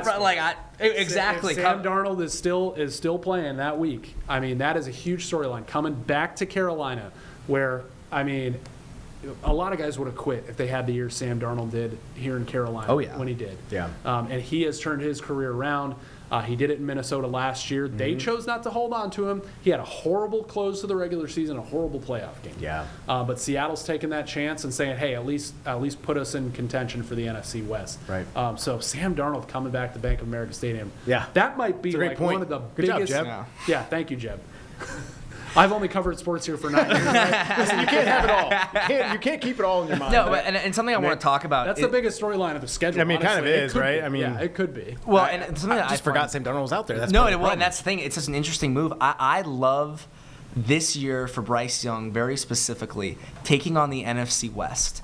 I think, and some people, and I've had a lot of sports hot takes on this show recently. Yeah, we know. LeBron. But I genuinely believe this is the time to take on the NFC West. Okay. I think Seattle has a great defense, but I'm not convinced by the Niners right now. I think that secondary has a lot to be desired. That hurts you to say that. I know. It kills me to say that. They lost Ferris Ward. I think Arizona too. So I think that this could be a really neat opportunity for him. And we'll see about the Rams. I mean, they have a great line, but let's see about them. So I think this could be a really interesting opportunity for Bryce Young. Yeah. You got 4 games against a division that might not be as good as it has been in years past. I'd like to see him, T-Mac, Xavier Legette, I'd like to see him tear those teams up and really listen, get some shootouts. As improved as the Panthers' defense is, you don't walk in thinking it's going to be a top defense in the NFL. We'll see.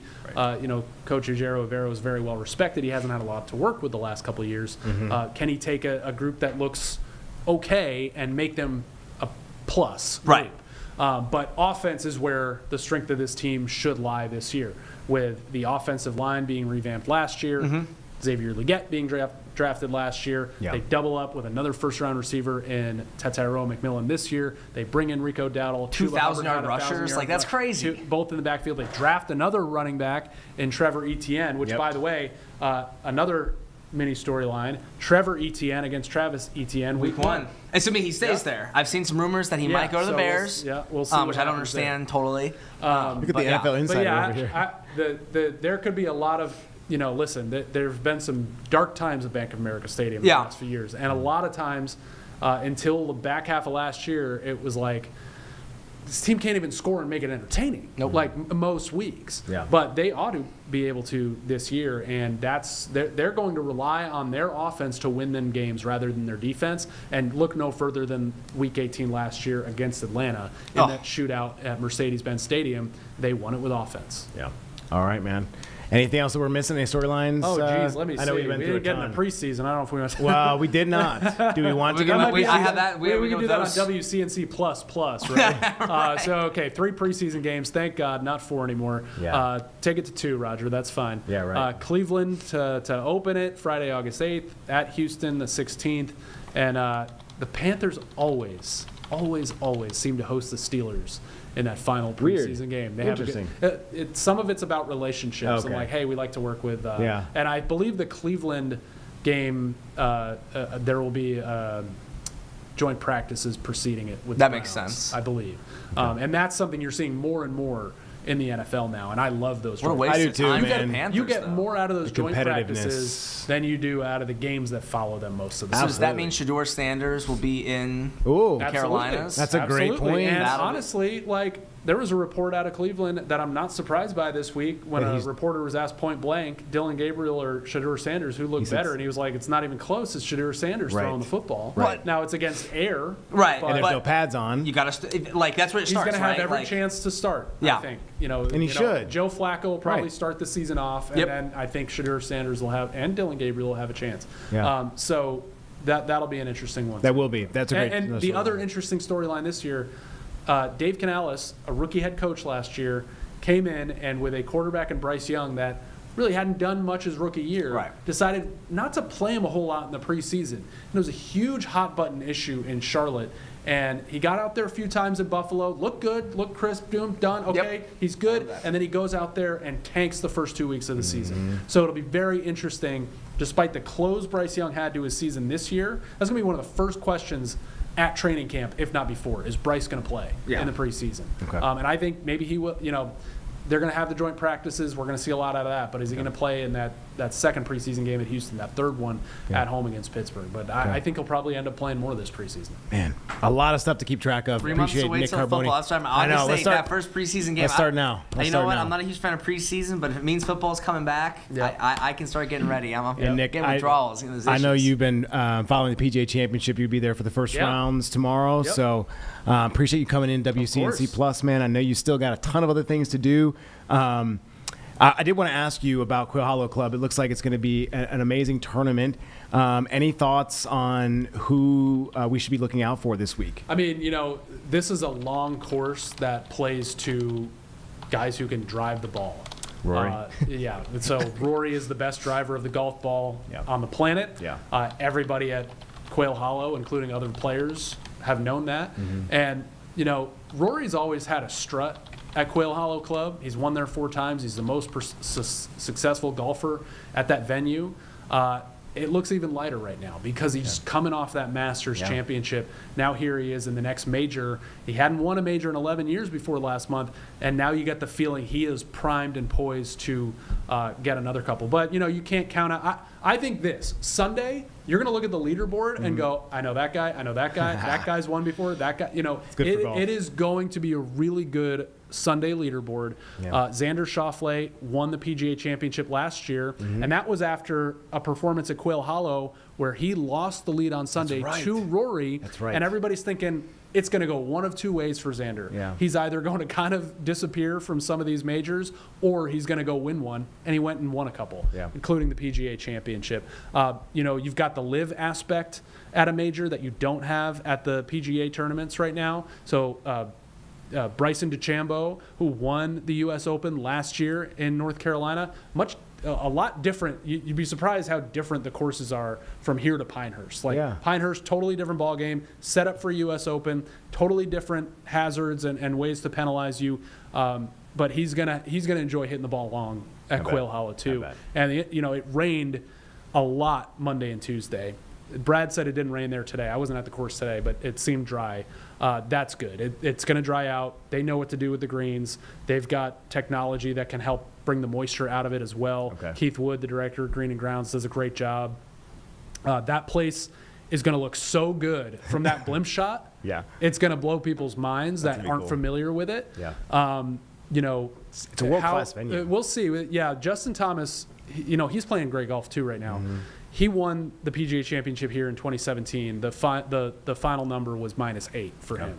So, I think it'll probably be around that. It's challenging, but if you can hit it long and you can hit your spots most of the time, you're probably going to be okay. So it is going to be well suited to the Scotty Schefflers, the Rory McIlroys, the Brysons of the world. Okay. Somebody mentioned to me Jordan Spieth. He's playing better golf right now. But, man, you talk about – I think we all knew Rory was going to win a major again. Right. It was like he's still one of the best golfers, if not the best in the world. Right. Spieth, I don't know if you have the confidence that he'll win a major. But that would be a fantastic story. It would. If he could break through finally again. Complete it. And get there this year and get the Grand Slam. Yeah, I mean, because I don't think anybody expects it. One win away. But I would love it. So Yeah, that'd be awesome, honestly.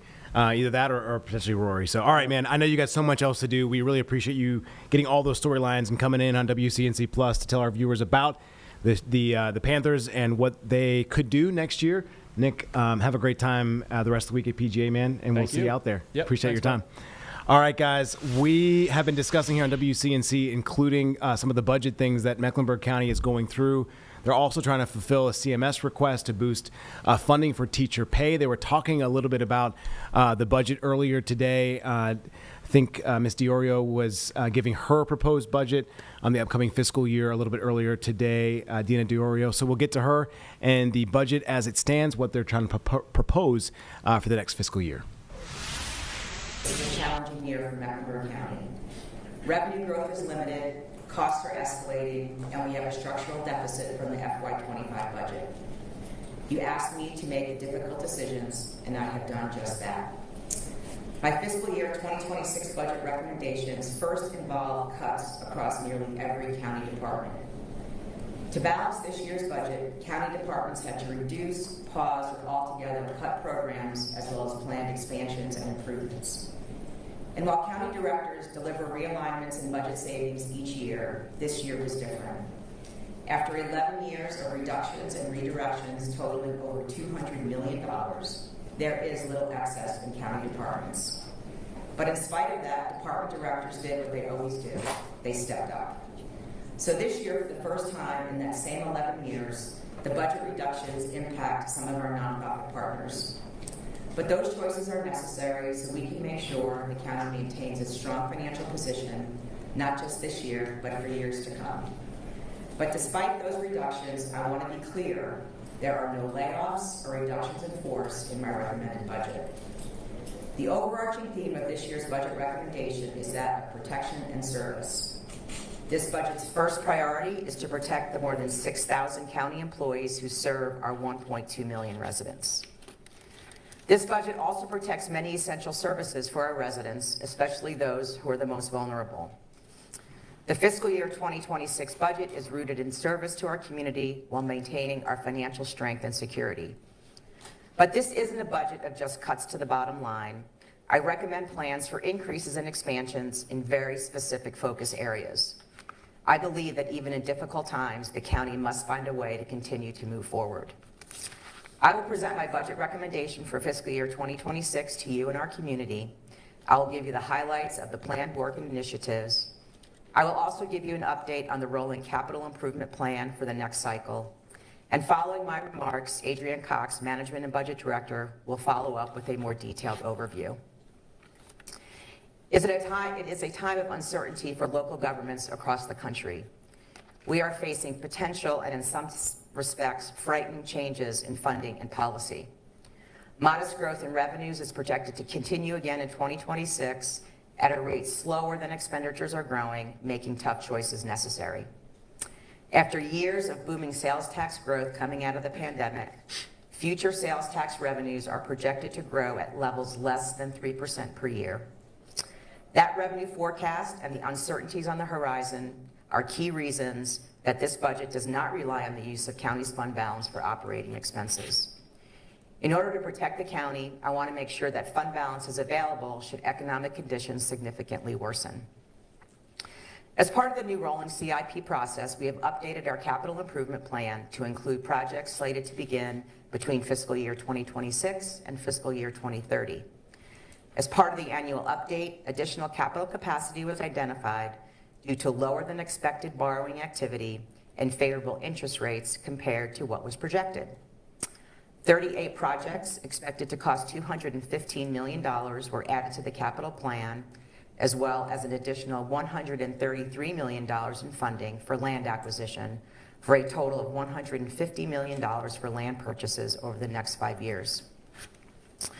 Projects added include renovations and improvements to the county courthouse and upgrades at the Harris and Marankas campuses at Central Piedmont Community College. Also planned is a new Thomasboro branch library, renovation of the Allegra Westbrook Library branch, and a new East Charlotte Park and 3 Greenway projects. The CIP will also include several green energy projects, including electric vehicle charging stations, rooftop solar panels, and energy efficiency building improvements in line with the county's Environmental Leadership Action Plan. The recommended operating budget for fiscal year 2026 totals $2.5 billion, an increase of $39 million or 1.6% over the prior year. As always, my work is guided by the board's priorities, and this year you've articulated them as education, economic development, environmental stewardship, health equity and wellness, senior services, and workforce development. And I will highlight some of the strategic initiatives in your priority areas.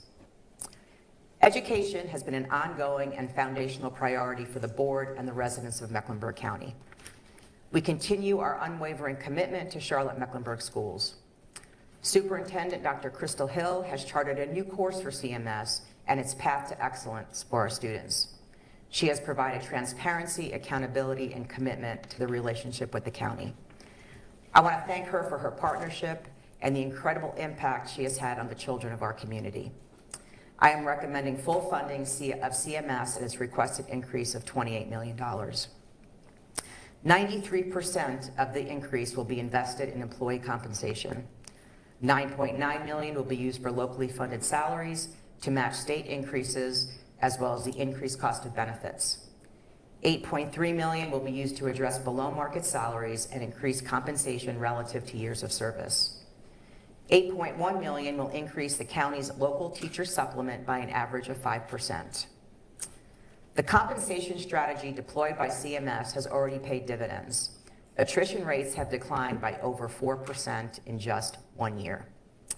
In addition, $2 million will be used for technology to make sure every student has access to a device for learning.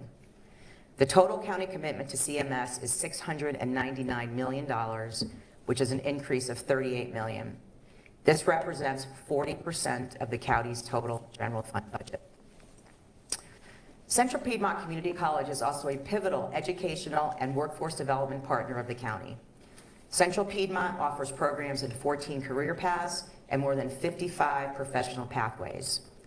Central Piedmont has been a proven foundational leader in education for our community, giving thousands of residents an opportunity for higher education, workforce development, and a pathway for a successful future. I recommend funding Central Piedmont's operating budget in the amount of $49 million, an increase of $1.7 million. Under the education priority is MEC Pre-K. By now, we're all familiar with the economic mobility study that was released in 2014 that cited Charlotte 50 out of 50 in the country. That study's 10-year update showed in 2024 that we are now 38 out of 50. It meant that a child born in poverty here had the least chance to find a pathway to success. The community came together to change that trajectory, and Mecklenburg County certainly did and continues to do our part. One way to prevent a child's zip code from defining their future was the universal pre-K program we call MEC Pre-K. It's fair to ask, does the work in improving economic mobility begin so early, at age 4? Educators will tell you that the answer is absolutely yes. Long before MEC Pre-K was launched in 2019, we studied the issue, researched the best practices in other states, and learned the foundational importance of a quality pre-K experience. Arriving in kindergarten ready to learn gives every child an opportunity for success. And as you know, studies have shown how the early years can impact a student's performance in middle and high school. This commitment to our 4-year-old children is a significant investment in our future. The opportunity for success must be for all and not just for some. MEC Pre-K is the county's flagship initiative in education. The 4-year-olds from the inaugural class are now in the 4th grade. Their future is a little bit brighter because the county leveled the playing field in preschool. This is an initiative that can impact Mecklenburg County's children for generations to come. The growth of MEC Pre-K has been transformational. We want to make sure we are creating opportunities for all families across the county. And we are now ready to strategically broaden the MEC Pre-K program and increase access to more families so their 4-year-old children will have an equal chance for future success. I'm recommending the addition of 10 new pre-K classrooms and associated costs with a budget impact of $3.4 million. This next step in the expansion will be in the northern and southern parts of the county. These are gap areas in our programming, and we are thrilled that child care centers in these areas want to join us in this transformational work. Universal pre-K means anyone, regardless of income, can participate. And some may take issue with the core tenet of universal pre-K, but data shows that when you expand access to early education and children come together from various backgrounds and circumstances, they and we are better for it. Studies show that children who are exposed to various economic backgrounds and people, rather than an isolated, specific demographic or socioeconomic group, have greater opportunities for economic mobility. The students in these child care centers mirror the demographics of the elementary schools they will likely attend. Turning the tide in economic mobility will take time, courage, and commitment, but the initiatives like MEC Pre-K show the long-term commitment and investment by Mecklenburg County. MEC Pre-K is now an established and proven program that continues to rely on a village of child care centers across the county. We have worked hard to establish relationships and broaden outreach, and the expansion plans are proof of these efforts. The reputation of our program continues to grow, and I urge the board to be steadfast in this transformational step for the county and to improve the lives of some of the youngest among us. Another area where I recommend expansion of our work is in support of our seniors. This budget includes an additional $2.3 million for our seniors who need in-home, aid, and adult daycare services. We have heard from family caregivers providing this essential care allows residents to age in place while preserving their dignity. The expansion will allow the county to serve an additional 60 seniors with subsidies for in-home aid services and an additional 50 clients who need adult daycare services. This is the first year of a multi-year strategy to eliminate the inquiry lists for both services. The budget also includes $2.6 million to include our critical home repair program, which also allows seniors to age in place. I will now give you some budget highlights for the county departments in the new fiscal year. There are increases in the cost of operations to county facilities, including $3.6 million to increase security screening, as well as an increase in guard services. $1.4 million for facility maintenance contract increases and utility costs. As you know, Mecklenburg County and partners recently held the grand opening of Forest Point Place. It's a permanent housing for homeless seniors age 50 and older with chronic health conditions who otherwise would not survive on the streets or in a shelter. I budgeted $1.1 million to annualize the operating budget for a total of $2.1 million for Forest Point Place. The county's medic system is a lifeline for our residents, but it's an organization that's had its challenges, especially through the pandemic when staffing reached critical shortages. The county, along with MEDIC and our workforce development partner, Central Piedmont, created pathways for educating and training new staff. We now have a staffing pipeline that we can rely on. But in recent years, Mecklenburg County has grown tremendously, as have the number of calls for service to MEDIC.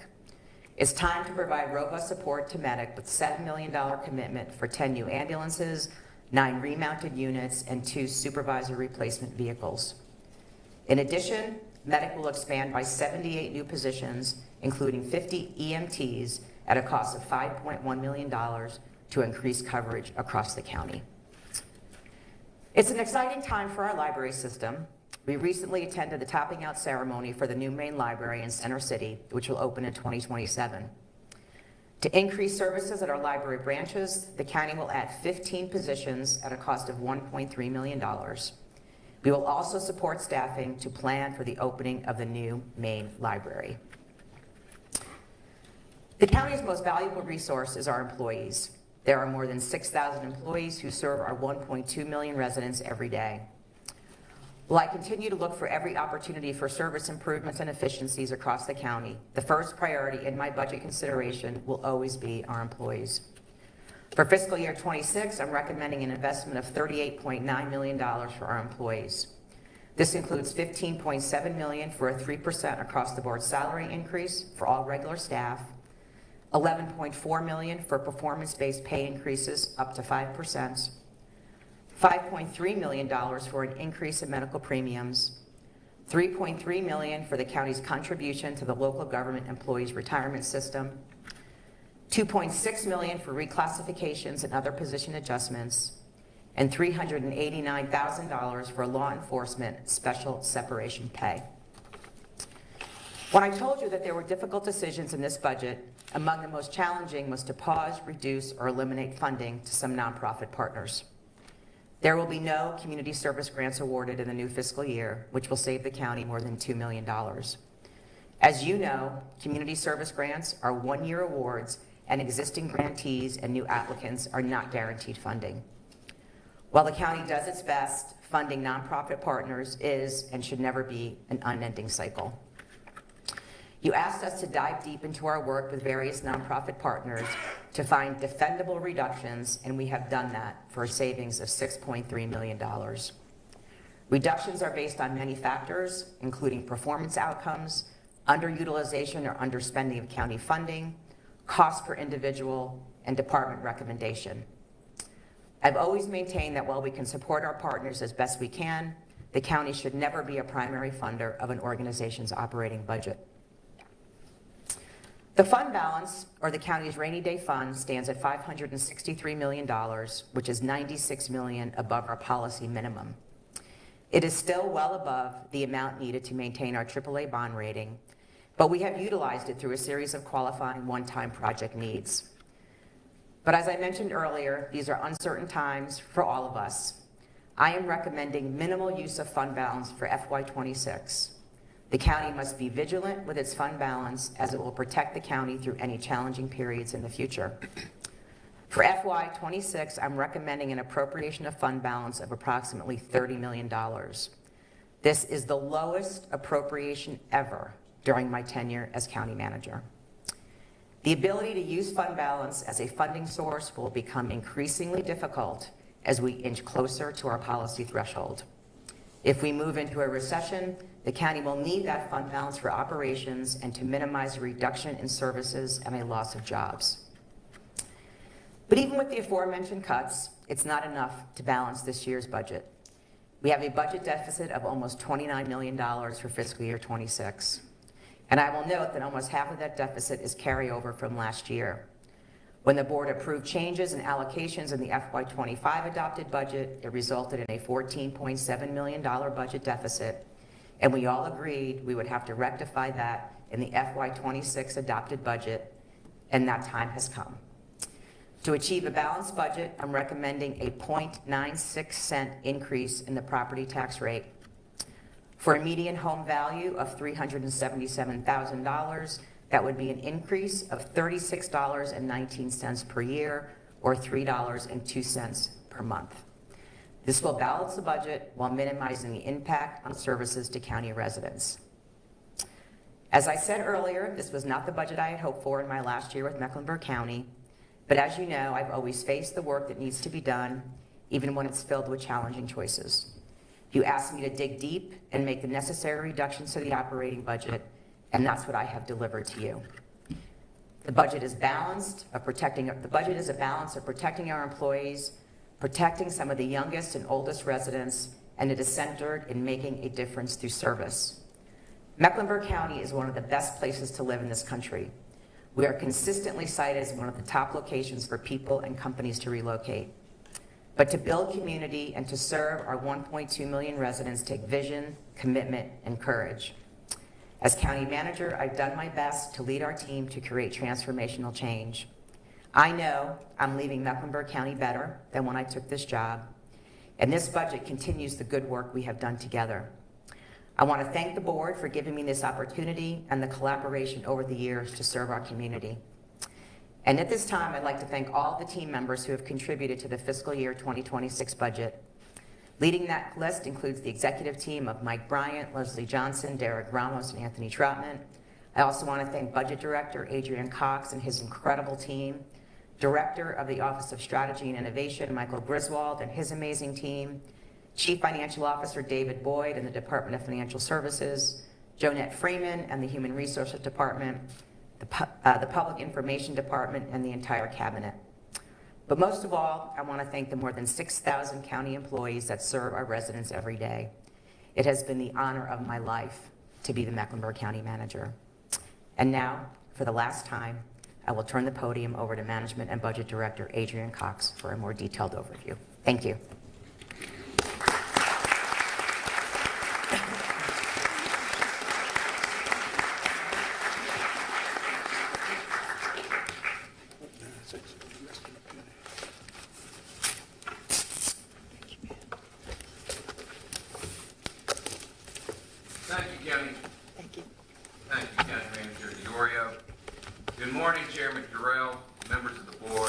everyone in attendance.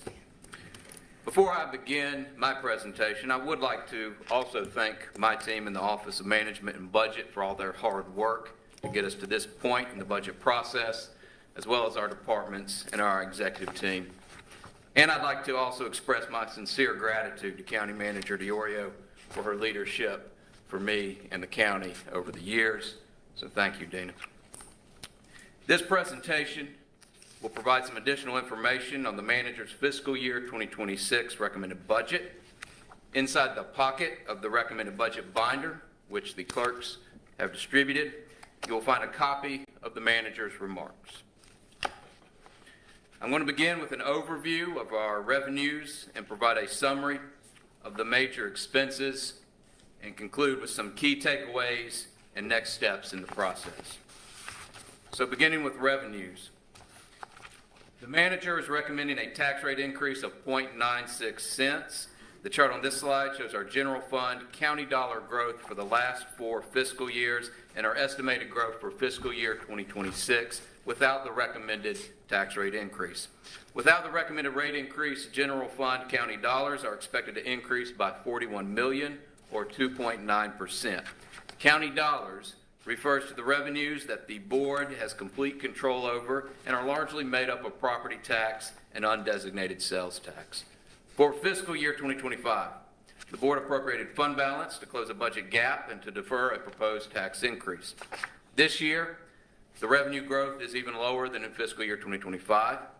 At the same time, county-funded compensations, funding for education, and the operating costs to sustain existing services are increasing by $74.5 million or 5%. This slide illustrates the budget gap. We have $41 million in new county dollar general fund revenue growth. There is $31.6 million in county dollar funded compensation increases. The increases recommended for CMS and CPCC are $30 million. Operating costs for facilities, security, technology, contracts, and all of the services that the county provides is growing by $12.9 million.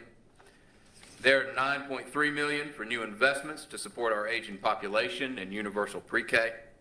And consistent with the board's direction earlier this year, the recommended budget includes $13.8 million in reductions to help address the budget gap. However, even with these reductions, there is still a net increase of $70 million and a budgetary shortfall of $29 million.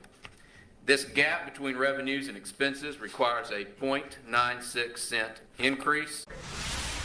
All right. You can get the latest at 11 on WCNC Plus. We'll have this budget discussion, but also Nick Carboni will talk a little bit more about the schedule release that happened about an hour or so ago with the Panthers. They do have one primetime game, so he'll get more into that, and we'll have other news for you at 11 o'clock with Vanessa Rufus. Thanks for joining us from 7 to 9 here on WCNC Plus. Don't forget to download and tell your friends.